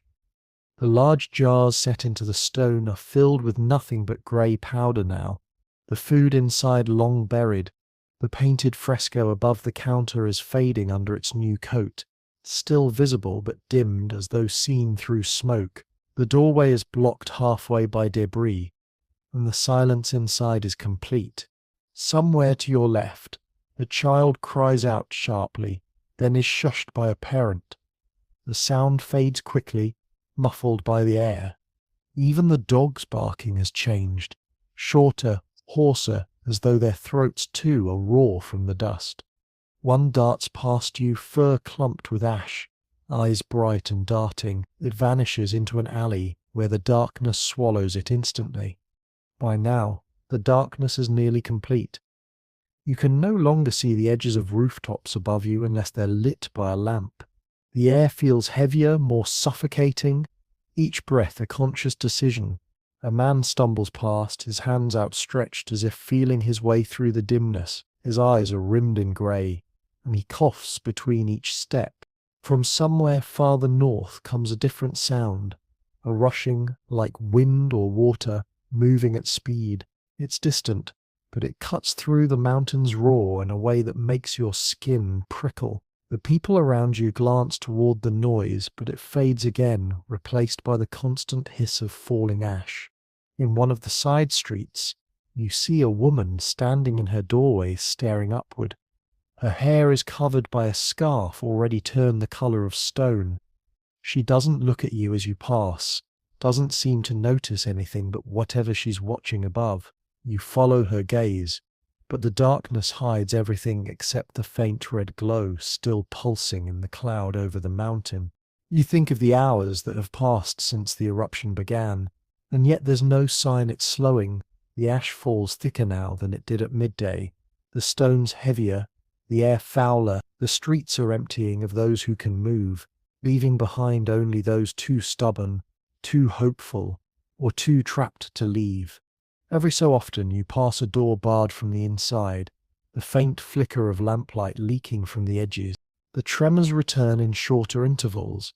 Each one feels as if the ground is giving a little more, the walls leaning just slightly farther inward. A fresh collapse nearby sends a puff of ash billowing into the street, making it impossible to see more than a few steps ahead. You stop, wait for it to settle, and when it does, the world seems even smaller than before. Above it all, the mountain is hidden, but you can feel it working, pushing, feeding the dark sky with more of itself. The roar has become the new silence. You hear it even when you're not listening, a constant presence that fills every gap in the night. The darkness and the choking air are just the beginning. You can sense that the mountain has more to give, and none of it will be merciful. The sound builds again, low at first, a kind of distant growl muffled by the thick ash still tumbling from the sky. Then it grows sharper, angrier, carrying the same freight train rush you heard minutes ago. The second pyroclastic surge is on its way, and this one moves with even greater force. You feel it before you see it. A pulse of heat that slaps against your face like an opened furnace door, and a sudden shift in the air pressure that makes your ears pop. You press yourself against a wall, instinctively lowering your head, but there's no real cover here. The darkness is near absolute, lit only by the occasional flash of dull red, deep inside the rolling mass, now descending through the city. This surge is denser than the first, the ash within it churning so fast that the surface seems to boil. It's more opaque, heavier, an avalanche of gas and rock hugging the streets like a living thing. The roar is physical. You feel it in your ribs, your teeth, the back of your skull. It drowns out everything else. You can't hear the cries of people anymore, only see the faint shapes of figures moving ahead of it, some stumbling, some crawling, some already lying still. The heat is monstrous now, wrapping around you, seeping into your lungs with each breath, until it feels like you're inhaling fire. The wave crashes into the buildings nearby, and the structures give way instantly. Roofs fold inward, walls buckle outward, their collapse hidden almost immediately by the surge's choking density. The ash and rock move as though they have weight and intention, slamming into corners, rushing through doorways, swallowing open courtyards in seconds. From somewhere ahead, a row of columns appears for a moment in the red-tinged gloom, perfectly upright, and then they're gone, tipped over and buried under the rolling mass. You hear them fall only faintly, the sound swallowed by the relentless rush. You try to move, but every step is a battle. The ash underfoot is deep and loose, and your legs sink nearly to the knee with each stride. It clings to your sandals, dragging you down, filling the space between your toes with hot grit. The air around you feels heavy enough to hold you in place. The surge is in the street behind you now, close enough that you can feel the vibrations of its movement in the stones beneath your feet. You duck into a narrow side alley, hoping the walls will shield you from the worst of the heat, but the cloud follows, rolling in low tendrils of ash, licking around the corners as if searching. The temperature rises sharply, and the cloth over your mouth offers no protection. Your breath comes fast, shallow, each inhale bringing a wave of heat that scrapes the inside of your throat raw. Something slams into the wall above your head, part of a roof tile maybe, or a chunk of plaster. It bursts apart, showering you in smaller fragments that bounce and skid along the ash-covered ground. You don't look up. You keep moving, pushing through the suffocating dimness toward the faintest suggestion of open space ahead.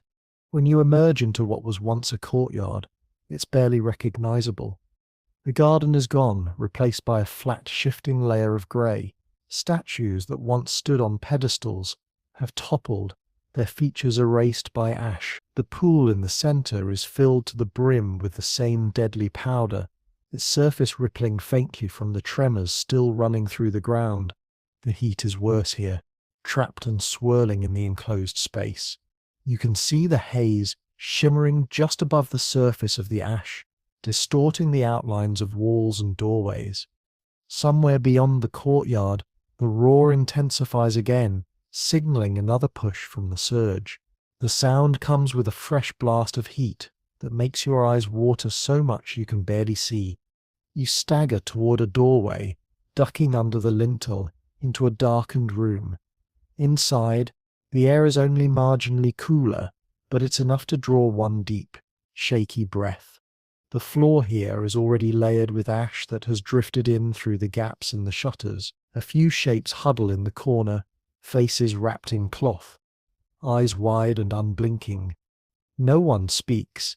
The only sound is the muted thud of debris hitting the roof above, and the muffled roar from outside. Then the light changes, not brighter but redder, as the surge pushes past the building.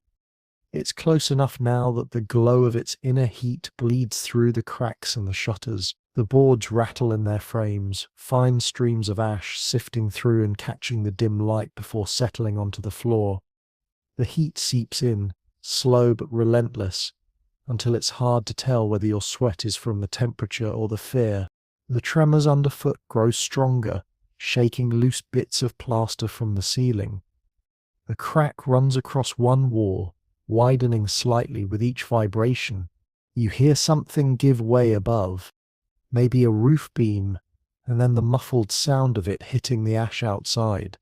Someone in the corner begins to cough uncontrollably, a harsh, hacking sound that doubles them over. Another person presses a cloth to their mouth, urging them to breathe slowly, but the air offers no relief. It's hot, it's thick, and it tastes of sulfur and stone. When you risk a glance through a gap in the shutters, you see nothing but the churning darkness of the surge. It's higher now, spilling over the tops of walls, curling into every space it can reach. The speed is terrifying. It doesn't crawl, it lunges, filling streets and alleys with an unstoppable force.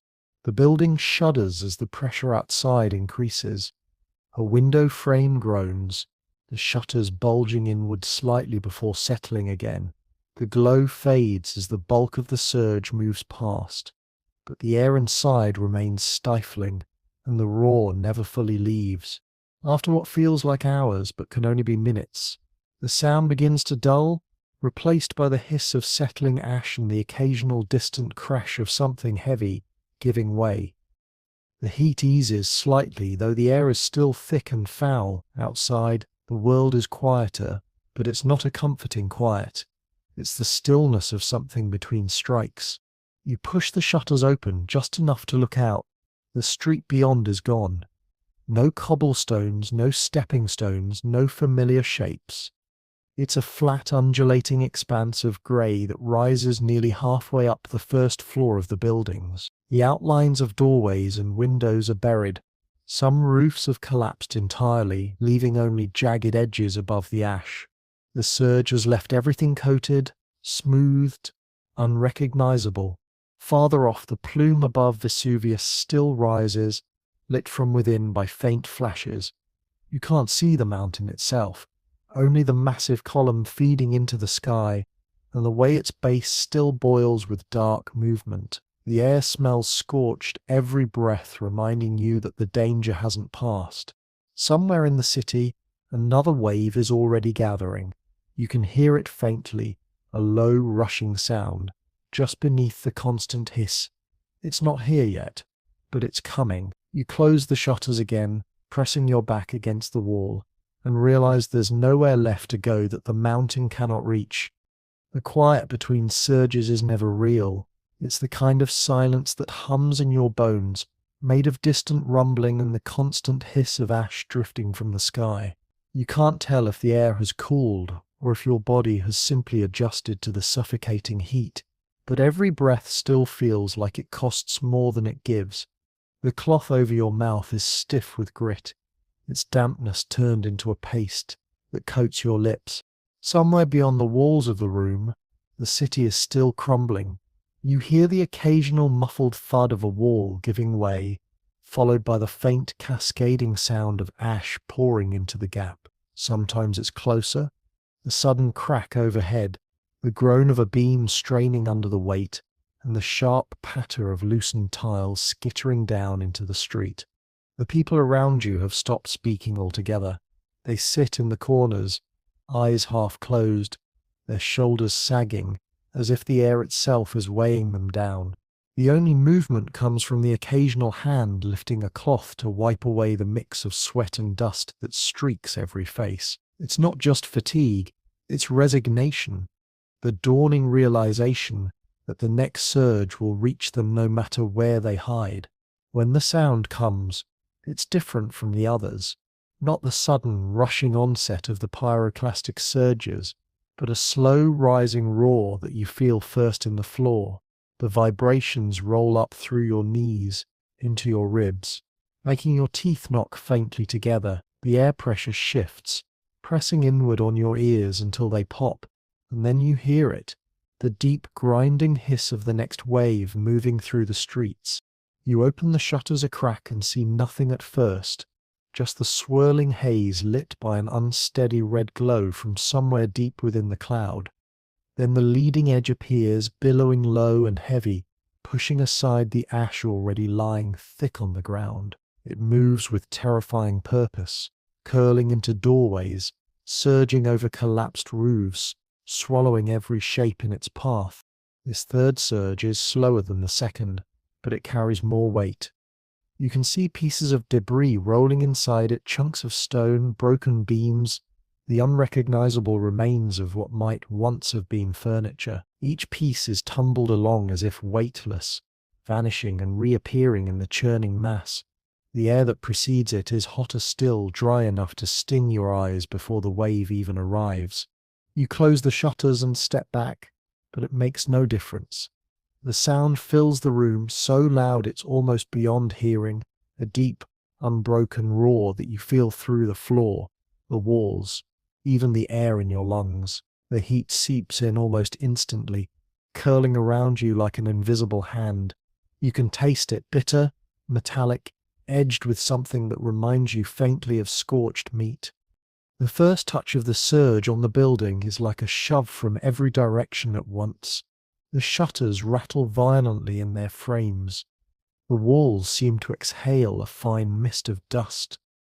A bowl sitting on a shelf tips over and lands in the ash with a muted thump. In the corner, one of the huddled figures buries their face deeper into their arms, as if hiding from the sound will make it stop. The pressure outside is enormous. You can feel it forcing its way through every gap in the structure. Ash begins to trickle in under the door, pushed by the windless force of the surge.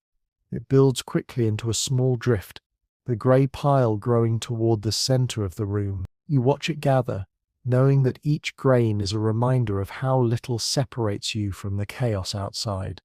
Then the heat intensifies. So suddenly it's like stepping too close to a brazier.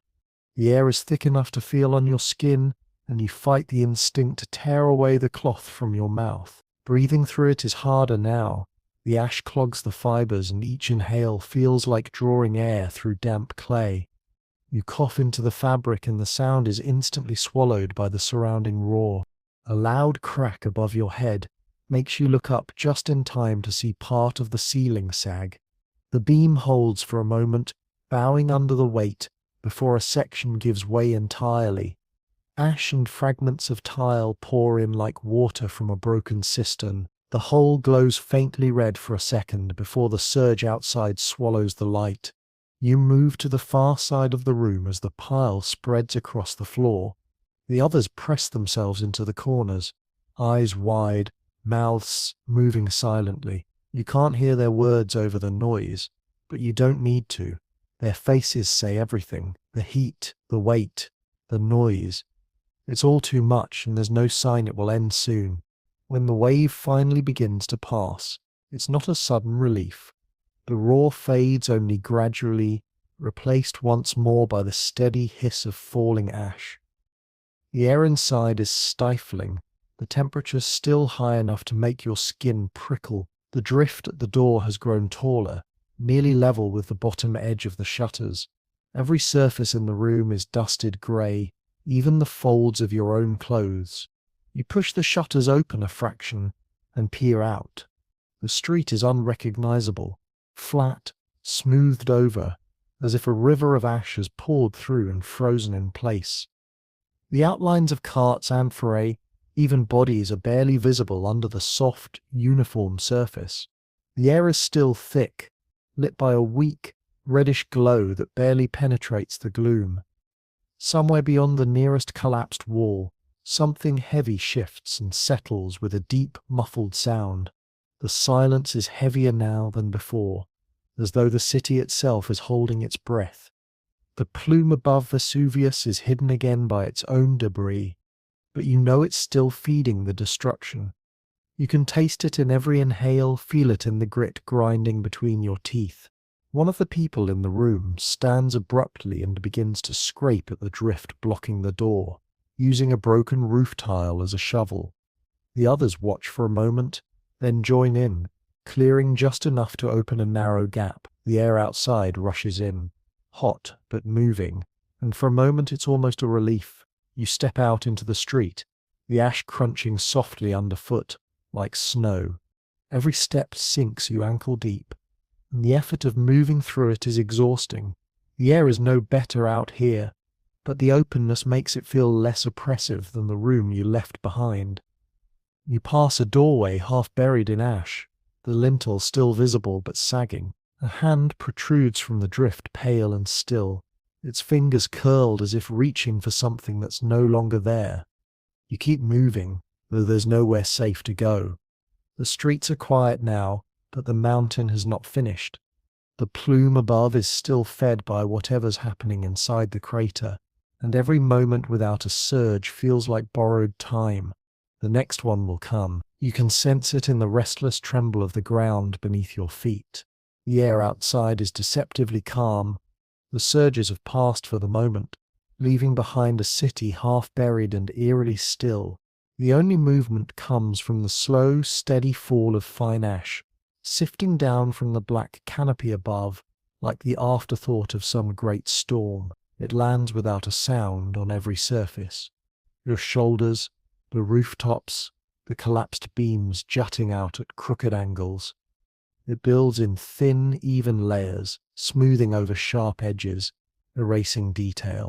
You step into what used to be a wide street and find it narrowed to a shallow trench between mounds of ash.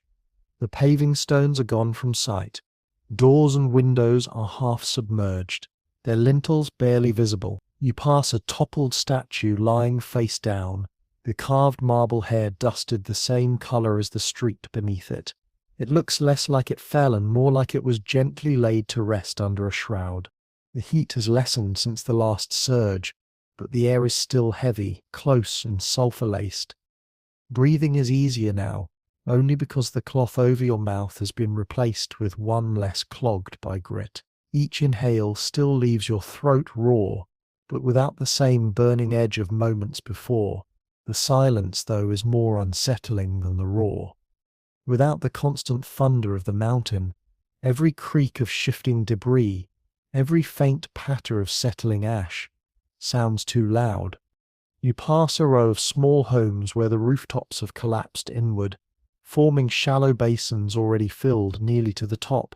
Through a gap in one wall you glimpse a fresco still intact, bright ochre and deep blue, a painted garden that somehow survived both the tremors and the heat. The scene looks impossibly peaceful compared to the world outside. You wonder how long it will last before the ash claims it too. The streets are mostly empty, but here and there you find signs of people who tried to outlast the eruption. A figure lies curled in a doorway, completely still, their cloak pulled up over their head as if to shield themselves from the fall. Another sits slumped against a wall, a clay jug clutched tightly in their lap, the opening sealed with cloth. The layer of ash over their shoulders and knees tells you they've been there for hours, unmoving. Somewhere to the east, a section of wall collapses with a muffled crash, sending a small plume of dust upward. It drifts lazily before settling back down, blending seamlessly with the rest of the air. You skirt around the heap of rubble it leaves behind, glancing up at the walls on either side. Every building you pass leans just slightly, its supports straining under the weight pressing from above. In what used to be the Forum, the transformation is almost complete. The open square is now a shallow bowl, the steps to the temples buried beneath the same level layer that covers everything else. The statues, once towering over the square, are only torsos now, their bases hidden. The marble gleams faintly under the red-tinged light that still filters through the clouds overhead. Here and there, faint sounds break the quiet, distant voices too muffled to understand, or the occasional creak of wood as a structure shifts. They're reminders that not everyone in Pompeii is gone yet, but the voices fade quickly, swallowed by the stillness. You find yourself moving toward the southern edge of the city, where the walls are lower and the streets widen slightly. The ash is thinner here in places, blown aside by the earlier surges, but it still hides the ground completely. A few tracks cut through it, shallow trenches from people who passed hours earlier, now half filled again by the steady fall. At the edge of the wall, you look out over the plain. What was once green farmland is now a flat, pale expanse stretching toward the horizon.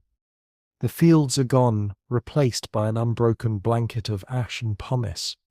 The Sarno River is invisible under it all. You can just make out the darker line of the road leading towards Stabia, though it too is half buried. A few figures move along it in the distance, bent forward against the drifting ash, their outlines distorted by the haze. The mountain is still hidden in its own shroud, but the plume above it is smaller now, not gone, just narrowed into a thick column that punches straight upward before flattening into another dark canopy. You can see faint flashes inside it, brief sparks of red and orange, followed by quick bursts of darker material spilling from its base. Even without the full roar of earlier, you can feel the mountain working, reshaping the world grain by grain. A faint rumble comes from beneath your feet, so subtle you almost miss it. It's followed by a light patter as more ash slides from the rooftops around you. You keep walking, passing under a half-collapsed archway where the keystone juts out precariously. The smell here is sharper, carried on a faint breeze from the north, a reminder of the heat and destruction still radiating from Vesuvius. Beyond the wall, the plain is quiet, but the view is deceptive. The ash out here is looser, shifting in small ripples under the wind. You can see where heavier pieces of pumice have landed, sitting like islands in a pale sea. Farther out, the shapes of collapsed farmhouses are barely visible, their roofs flattened into the same even surface as the fields around them. Turning back toward the city, you realize how much of Pompeii is gone even before it's buried completely. The streets you walked this morning are unrecognizable. Landmarks are reduced to vague outlines. Every color has been erased. The city is a monochrome landscape now, the only contrast coming from shadows in the ash where debris has fallen. You make your way back toward the center, drawn by the faint sound of voices again. They lead you to a wide doorway partially blocked by a drift of ash. Inside, a few people are gathered, their faces pale under the dust. One holds a small oil lamp, the flame flickering in the unsettled air. They look up as you enter, but don't speak. The smell inside is a mix of sweat, ash, and something faintly sweet. Fruit, maybe, starting to spoil in the heat. They've made a space in the center of the room where the ash has been swept aside, laying blankets over the floor. A jug of water sits nearby, nearly empty. No one reaches for it while you're there. They're waiting, though, whether for help for the end or for some sign to move, you can't tell. Outside again, the ash continues to fall in its slow, unbroken curtain.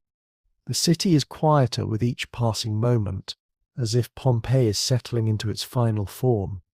Even the tremors have grown less frequent, though each one still sends a faint ripple through the streets. The mountain hasn't gone silent, it's only slowed, gathering its strength again somewhere beyond sight. You realize, standing there in the muted light, that you're looking at a grave in the making. Not one dug by hand, but one poured from the sky, covering everything in a single, unbroken layer.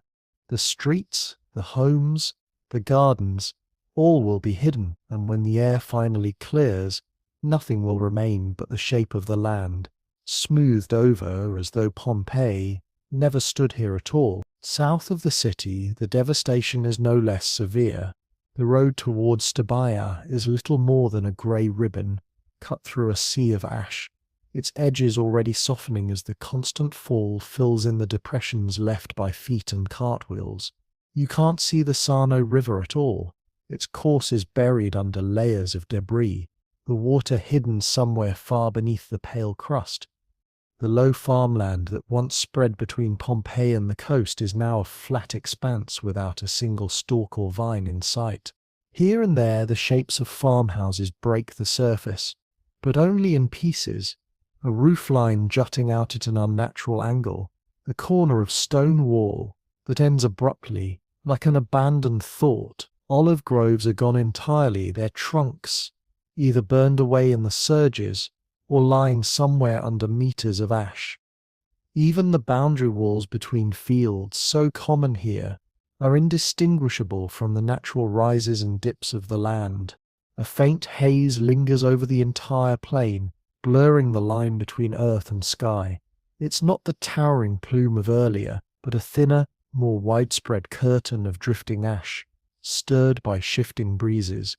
The sunlight filtering through it is flat and colourless, robbing the land of any depth. In this light, distance is deceptive. Things that seem only a short walk away stretch into long, slow treks over unstable ground. Survivors who made it out of Pompeii have scattered along this road, some alone, others in small, silent groups. Most move southward, toward Stabar or the coastal villas where they hope to find refuge. Their pace is slow, not only from exhaustion, but from the effort of walking through loose ash that swallows their ankles. Each step sends a small cloud rising, which then settles again on their clothes and hair, until they are as pale and dust-covered as the land itself. Some carry bundles, blankets, tools, a few precious possessions wrapped in cloth. Others carry nothing, their hands empty and slack at their sides. You pass a woman with a child on her hip, her face streaked where tears have cut through the dust. The child's head lolls against her shoulder, too tired to lift it. They don't look at you as you pass. The soundscape here is strange. Muffled footsteps, the faint crunch of ash underfoot, and now and then the distant rumble from Vesuvius. The surges have not reached this far yet, but everyone glances north from time to time, checking the horizon as if expecting the mountain to come striding across the plain after them. In the distance the sea is just visible, a darker, more solid line beyond the pale land. It should be a promise of escape, but the harbour towns have their own chaos. Stabiae is swelling with refugees from both Pompeii and Herculaneum, its streets and villas crowded with those seeking shelter. Ships are overloaded, or gone entirely, captains having fled at the first sign of trouble hours earlier. The coastal breeze that usually carries the scent of salt is now thick with the same sulphur and grit that clogs the air inland. You crest a low rise and see a small villa estate ahead, its walls still standing, though one corner has collapsed inward. A group of people are gathered outside, some sitting against the wall, others leaning on sticks or makeshift crutches. A man tends to a woman with a bandaged arm, pouring the last of a water jug over the cloth to keep it damp. Her face is ashen, not just from the dust. She stares past him toward the north, her lips moving faintly. The owners of the villa, or perhaps its caretakers, have opened the gates, allowing anyone to come inside for shelter. The courtyard within is already crowded, mats laid on the floor, jugs of water placed in the shade of the colonnade. A table has been cleared to hold what little food they have, bread hardening under its cloth, figs shriveled from the heat, a scattering of olives in a shallow dish. Inside, the air is marginally cooler, but it carries the same fine grit. Every surface is dusted over, and the servants move constantly with cloths, wiping the tables and sweeping the floor only for the ash to settle again moments later. People here speak in low voices, telling fragments of their escape, how the streets choked with ash, how the harbour filled with desperate crowds, how roofs gave way without warning. Each story is interrupted by coughing fits that leave the speaker's face red and streaming with tears. From the villa's terrace, you can see both the city behind you and the coast ahead. Pompeii is only a smudge now, its walls blending into the pale haze. The plume over Vesuvius is smaller than before, but still formidable, and every so often a darker puff swells at its base, suggesting that more material is still being hurled skyward. The memory of the surges is fresh enough that no one mistakes this for safety. Farther along the coast, Stabiae itself is nearly invisible under the haze. Boats cluster in the harbour, some moving sluggishly as they're loaded, others already slipping out toward deeper water. The sea here is choppy, restless, as if the earth's convulsions have reached into the bay. The water's usual deep blue is dulled to grey, reflecting the ashen sky above. Those on the road know they must reach shelter before nightfall, though night has already been claimed by the eruption's shadow. The light will not change much when the sun sets. It will only grow colder and more dangerous to move. Already some families are stopping for the day, huddling against the lee side of walls, or in shallow depressions where they can build a small fire. The glow of these fires is dim and muted in the haze, their smoke barely distinguishable from the drifting ash. You walk on toward the coast, passing another group heading inland. They carry amphorae of water slung from poles, sharing sips with those they meet. One of them, a man in a torn tunic, tells you that the villas along the shore are opening their storerooms to refugees, but supplies will run out quickly. He warns that the next surges could reach this far depending on the wind and the mountain's mood. Looking back, you can still see faint flickers of red within the cloud over Pompeii, like the last embers of a fire hidden in thick smoke. It's hard to imagine the streets you walked just a day ago still existing beneath that. The thought presses in with the weight of the ash itself, that an entire city is being erased, not over centuries but in the span of a single day and night. By the time you reach the low cliffs above the bay, the air smells more strongly of salt again, though the tang of sulphur lingers. Below, the shore is crowded with people, their figures small and dark against the pale sand. Some wade into the water up to their waists, calling to the ships anchored just out of reach. Others sit with their backs to the sea, faces buried in their hands. Children cling to parents, their clothes stiff with dust, their eyes hollow. From here the view north is clearer. You can trace the line of the coast past the buried mouth of the Sarno toward Herculaneum, though the city itself is lost under the pall. The plume from Vesuvius is a column again, rising into the sky before curling outward. You can't tell whether it's smaller because the eruption is waning or because so much has already been spent. The sea below reflects its darkness, turning the water into a moving mirror of ash and shadow. Somewhere out there, beyond the reach of the shore, the Roman fleet under Pliny the Elder is said to have approached earlier in the day. Whether they made landfall, whether they took anyone aboard, no one here seems to know for certain. The stories vary. Some say the ships turned back when the pumice began to fall on the decks. Others claim they made it to Stabia, but could not linger. What's certain is that the sea, like the land, offers no guarantees tonight. Behind you, inland, the faint tremors continue, each one a reminder that the mountain is not yet finished. Those who escaped Pompeii now watch the horizon with the uneasy knowledge that the same fate could still roll down upon them, carried by the next surge or buried under the next heavy fall of ash. The road south leads away, but even it seems fragile, a temporary path cut through a world that is remaking itself moment by moment. News of Pompeii's destruction begins to spread almost as soon as the sky clears enough for messengers to travel. It doesn't move with the speed of modern communication. There are no letters racing across wires or images carried in seconds, but it moves quickly enough for an empire that thrives on trade, military networks, and rumor. By the second day, word has reached Naples and Capua. By the third, it is whispered in Rome itself. A city by the sea has been swallowed by the mountain. At first the reports are confused. Some say an earthquake swallowed Pompeii whole. Others speak of a firestorm from the heavens.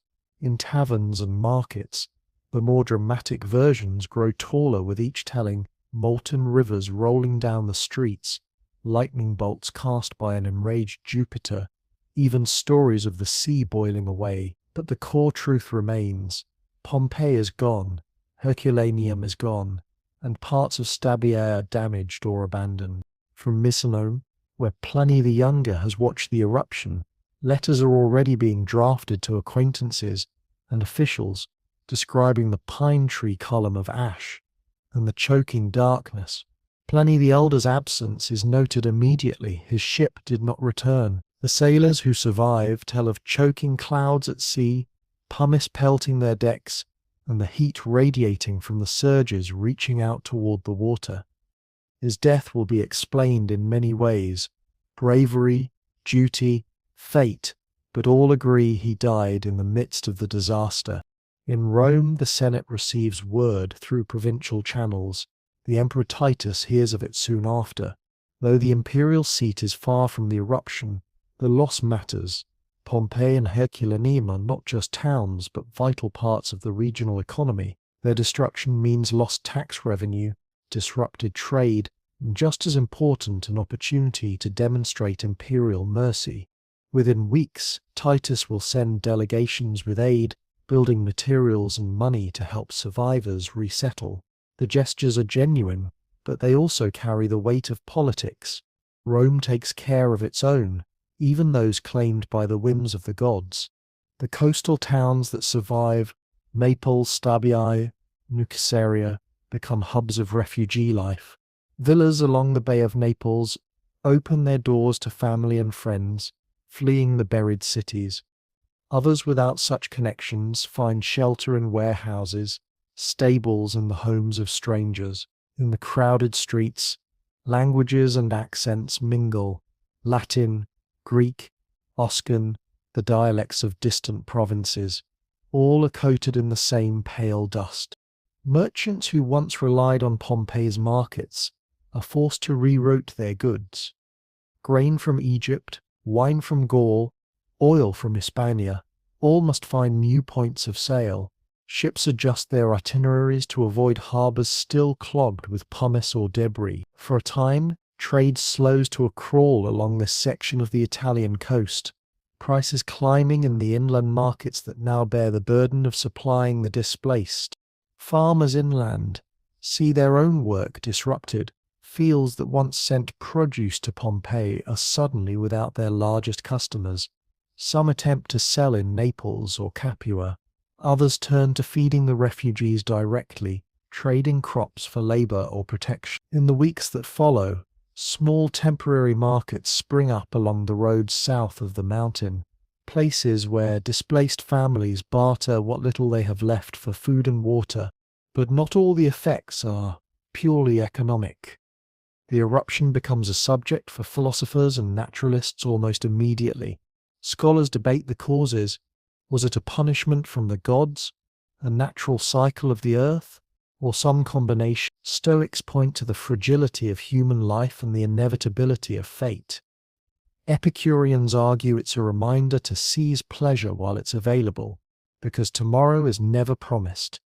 Priests in Rome conduct ceremonies to appease Jupiter, Neptune, and Vulcan, just in case. In the meantime, the imperial engineers sent by Titus face a grim reality. There is nothing to rebuild in Pompeii or Herculaneum. The cities are not damaged, they are entombed. The depth of the ash and pumice makes excavation with the tools of the time almost impossible. Dig too deep, and the walls collapse inward. Leave them, and the weight of the ash grinds them into rubble over time. After a few attempts, the work shifts from rebuilding to simply salvaging what can be reached. Statues, marble, bronze, anything valuable that sits close enough to the surface. Some wealthier families manage to recover part of their possessions.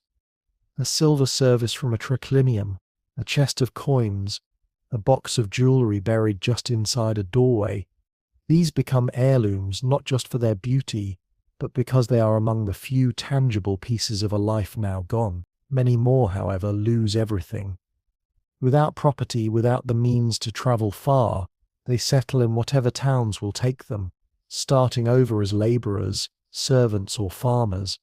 The cultural ripple spread as far as the capital. Poets in Rome begin composing verses about the eruption, weaving it into the tapestry of imperial history. Some compare it to the fall of Troy, others to the mythical flood sent by the gods. Street performers in Naples sing songs of survival or loss, earning coins from crowds eager for the latest account. Artists sketch the shape of Vesuvius's plume, as described by survivors, capturing its alien beauty even as they record its destruction. For years afterward, the mountain will be a point of uneasy fascination.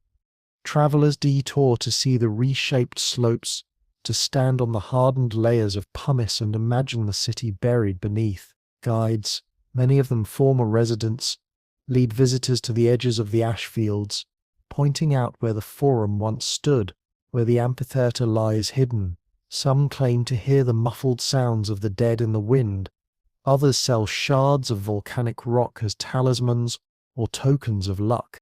In official records, the disaster is framed as a natural calamity beyond human control, an unavoidable tragedy. But in the conversations held in port taverns and crowded markets, there are quieter judgments about whether the gods were punishing arrogance, about whether the rich had more chance to escape than the poor, about why some towns were spared while others were not. These murmurs never reach the Senate floor, but they settle into the cultural memory, shaping how people talk about Vesuvius for generations. Titus's relief efforts, grain distributions, monetary grants, tax remissions, earn him public praise, though the practical effect is mixed. In places like Naples, the influx of refugees strains the city's capacity, and tensions flare over resources. There are disputes in the markets, brawls in the taverns, and occasional thefts from the storehouses. Local magistrates do what they can, but they are not equipped to manage the scale of displacement the eruption has caused. As months pass, the ash hardens where it lies, compressing into a solid layer over the buried cities. Grass begins to grow in places, and farmers return cautiously to the edges of the fields. Vesuvius itself is quieter now, its slopes scarred and stripped of vegetation, the peak reshaped into a jagged rim around the crater, but the memory of its fury remains sharp. Even as life resumes in the surrounding towns, the mountain stands as a dark outline on the horizon, a constant reminder of how quickly the earth can take back what it gives. In Rome, the eruption becomes another entry in the annals, but in Campania, it is the measure by which all other events are compared. Before the fall of Pompeii, after the fall of Pompeii, those who lived through it tell their stories again and again, the details shifting with time, but the weight of the memory never lightening. And for those who lost everything beneath the ash, the empire's promises of aid are just words carried on the wind, no match for the silence of a city that will not rise again. For nearly 17 centuries, the ruins of Pompeii lie hidden beneath their shroud, forgotten by all but the locals who farm the land above. They plough the fields without knowing they are turning soil over rooftops, planting vineyards atop what was once the Forum, driving stakes for olive groves into walls painted with banquets and gods. Bits of the past emerge now and then, a chunk of marble, a tile, a fragment of pottery, but they are treated as curiosities, not as pieces of an entire buried city. By the early 1700s, the Bourbon kings of Naples have an interest in the treasures of the ancient world, though their sights are set elsewhere. In 1738, workmen digging near the coast at Resina uncover marble statues, columns, and inscribed tablets. They don't know it yet, but they've struck Herculaneum. Because the city lies under hardened volcanic rock, excavation is slow, done by tunneling. The finds bronze statues, mosaics, scrolls create a stir among Europe's elite. Word spreads that an ancient city has been found, preserved in the moment of its death. It's not until 1748 that attention shifts inland to the area above Pompeii. At first, the digging is haphazard. Workers sink trenches, pulling up artifacts without much thought for their arrangement or context. The earliest visitors see painted walls cut open like slices of cake, rooms exposed to the sunlight for the first time in centuries.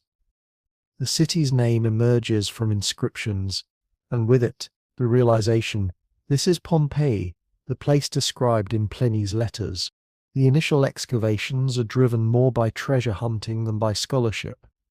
Mosaics, statues, fine pottery, anything portable and beautiful is removed to decorate the royal collections in Naples. Murals are cut from the walls and mounted elsewhere. The work is dangerous. Ash that has hardened into compact layers is unstable, and tunnels collapse without warning. Still, the allure is too great to stop. By the late 18th century, the Enlightenment brings a new kind of interest. The idea that Pompeii is not just a trove of art, but a window into everyday Roman life. Scholars begin to study the site methodically, mapping streets, recording inscriptions, and noting the positions of objects as they are uncovered. They are astonished by the state of preservation. Loaves of bread still in ovens, amphorae still sealed with their contents, wax tablets with writing still legible. It is as if time simply stopped on that August day in The preservation owes itself to the very force that destroyed the city. The layers of ash and pumice created an airtight seal, protecting buildings from weather and erosion. Organic materials, wood, cloth, food survive in forms that almost never endure in the archaeological record. In some cases, even the shapes of people and animals remain, captured in the hardened ash where their bodies once lay. In the 1860s, Giuseppe Fiorelli develops the technique of pouring plaster into these voids, creating haunting casts that show Pompeii's final moments in heartbreaking detail. A dog twisted in its tether, a man shielding his face, a woman curled around a child. These plaster figures shock and fascinate the public. They make the disaster real in a way statues and paintings cannot. Visitors from across Europe travel to see them, and Pompeii becomes a symbol of mortality, the fragility of civilization, and the strange beauty of preservation through destruction. Throughout the 19th century, excavation expands. Entire neighborhoods are uncovered, from grand villas with elaborate frescoes to cramped workshops and taverns. Streets are cleared, fountains made to flow again for demonstration, and the amphitheater's terraces exposed to the sun. Each discovery feeds a growing appetite for the ancient world. Artists sketch the ruins, novelists set their stories among its streets, and academics publish detailed studies of its architecture, art, and inscriptions. But with attention comes risk. Exposure to the elements begins to take its toll on the freshly uncovered buildings. Paint fades, plaster crumbles, and once buried wood rots in the open air. Tourists, eager for souvenirs, chip off pieces of fresco or pocket small artifacts. Without modern conservation methods, much is lost even as more is revealed. In the early 20th century, excavation slows in favor of preservation.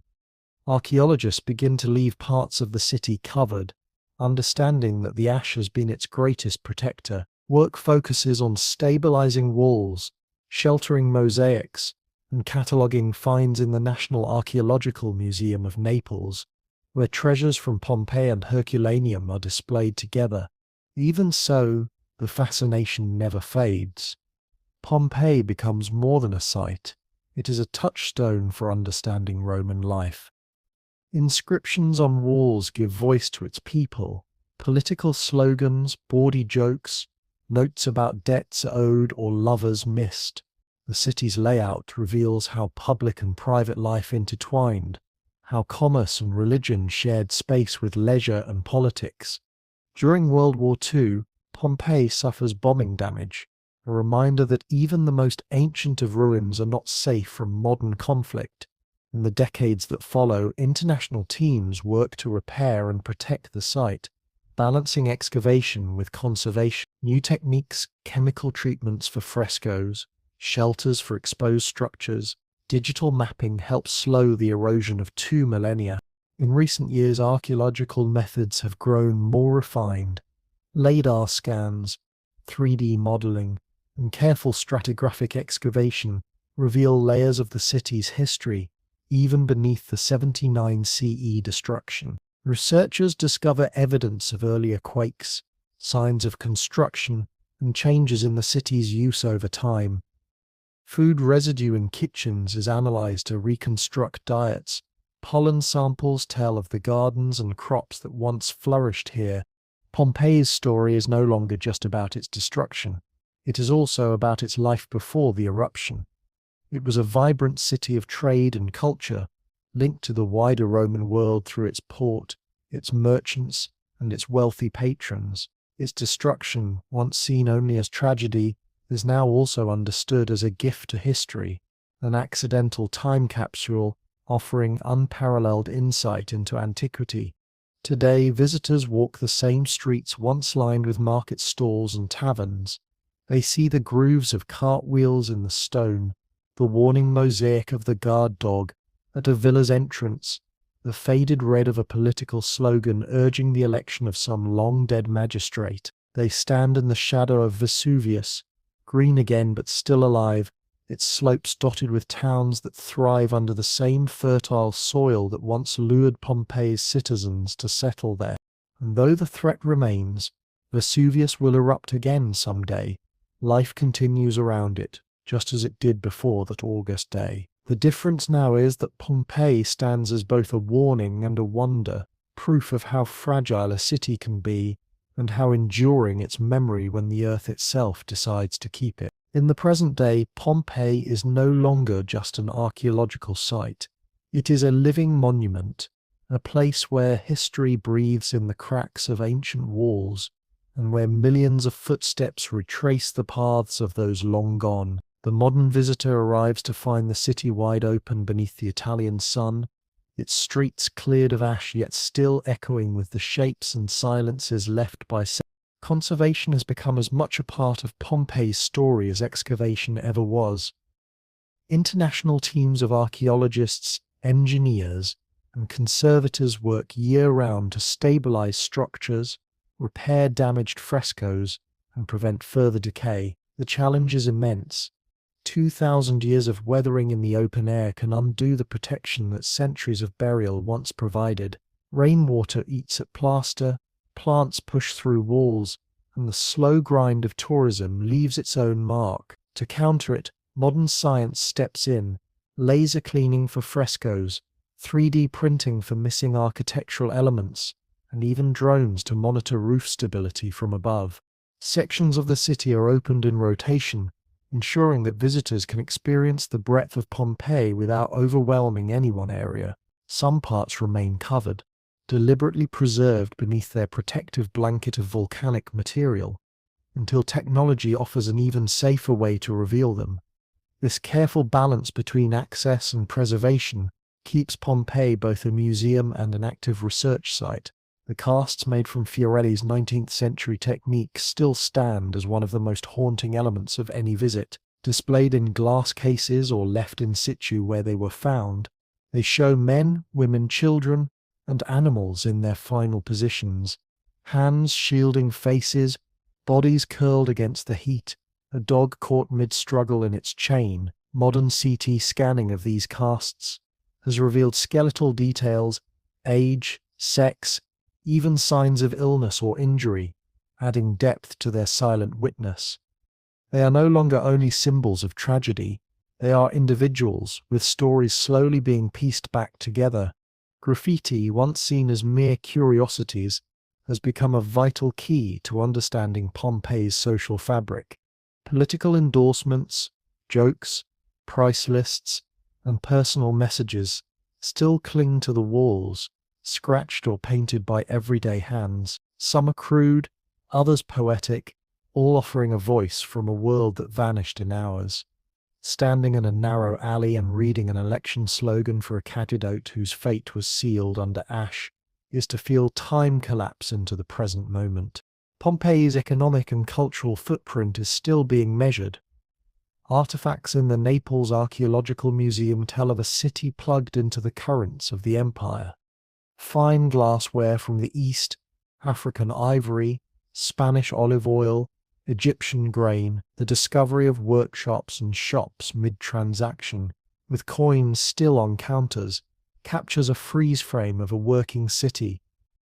Excavated bakeries still hold their stone mills and ovens, some with loaves carbonized inside. Taverns display counters with embedded dolia, large jars that once held wine or hot stews, The details are so complete that historians can reconstruct not only menus but pricing systems. In recent years, new excavations have uncovered entire blocks that had lain untouched since the first digs. Among them are vibrantly painted rooms, courtyards with intact fountains, and even gardens replanted with the same species found in preserved pollen samples. These reconstructions allow visitors to see Pompeii not only as ruins, but as a living, colourful place. Its walls vivid with red, blue and gold, its streets buzzing with trade. The site's survival depends on international cooperation.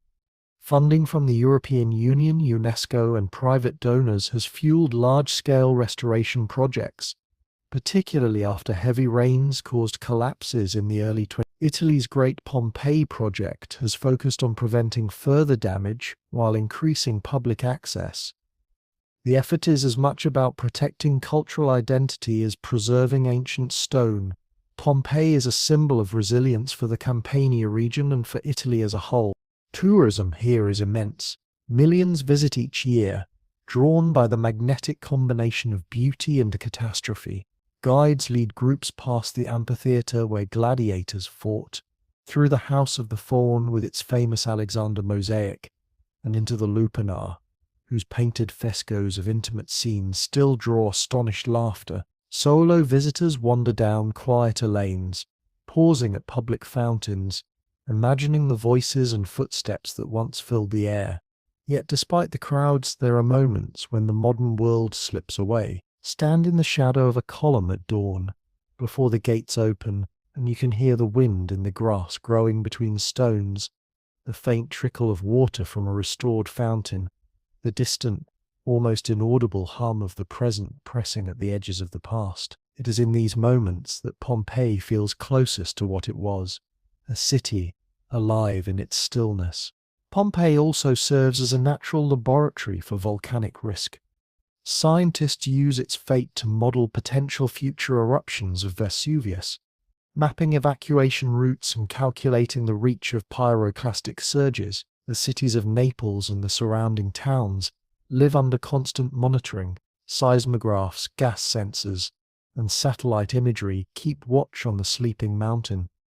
Evacuation drills are part of life here, the unspoken understanding being that one day the warnings may be real. Beyond the scientific and historical significance, Pompeii's legacy endures in art and culture. Writers from Bulwer Lytton to modern novelists have set stories amid its final hours. Painters of the Romantic era imagined the eruption in dramatic, fiery canvases. Filmmakers have recreated its destruction with all the spectacle modern effects can offer. Musicians, playwrights, even fashion designers have drawn on its imagery. In all these retellings, Pompeii is both a backdrop and a character, a reminder of beauty interrupted. For locals, the ruins are not an abstract lesson, but a presence. They are a place for school trips, summer festivals, and quiet walks. The streets hold personal memories alongside the historical ones, proposals in sunlit courtyards, picnics near ancient fountains, family photos against the jagged rim of the amphitheatre. Life in its ordinary and extraordinary moments continues to thread itself through the bones of the old city. As you walk toward the Porta Marina, the ancient gateway leading down toward where the harbour once lay, the scale of Pompeii becomes clear. From here you can look across the rooftops, some original, some reconstructed, and see the ordered grid of streets stretching toward the looming shape of Vesuvius. It is green now, its slopes terraced with vineyards and dotted with villages. The mountain looks serene, almost gentle, but history has stripped away any illusion of innocence.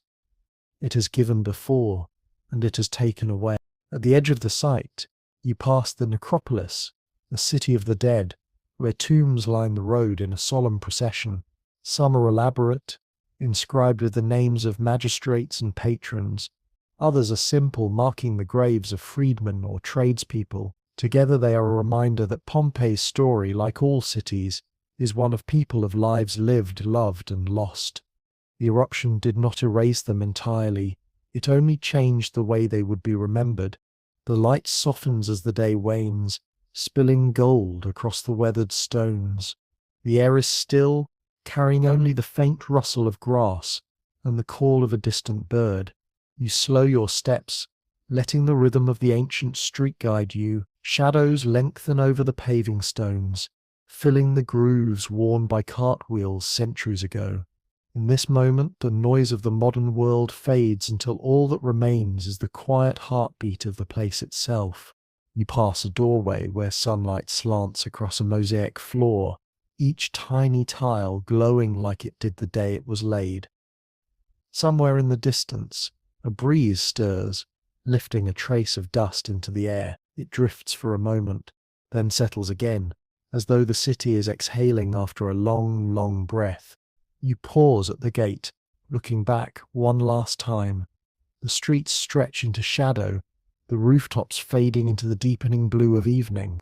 Beyond them, the silhouette of Vesuvius stands against the horizon, patient and unblinking. The past lies beneath your feet, preserved in layers of ash and memory, and you carry a piece of it with you as you step back into the present.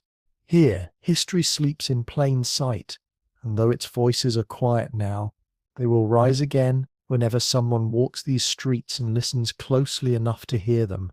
Sweet dreams.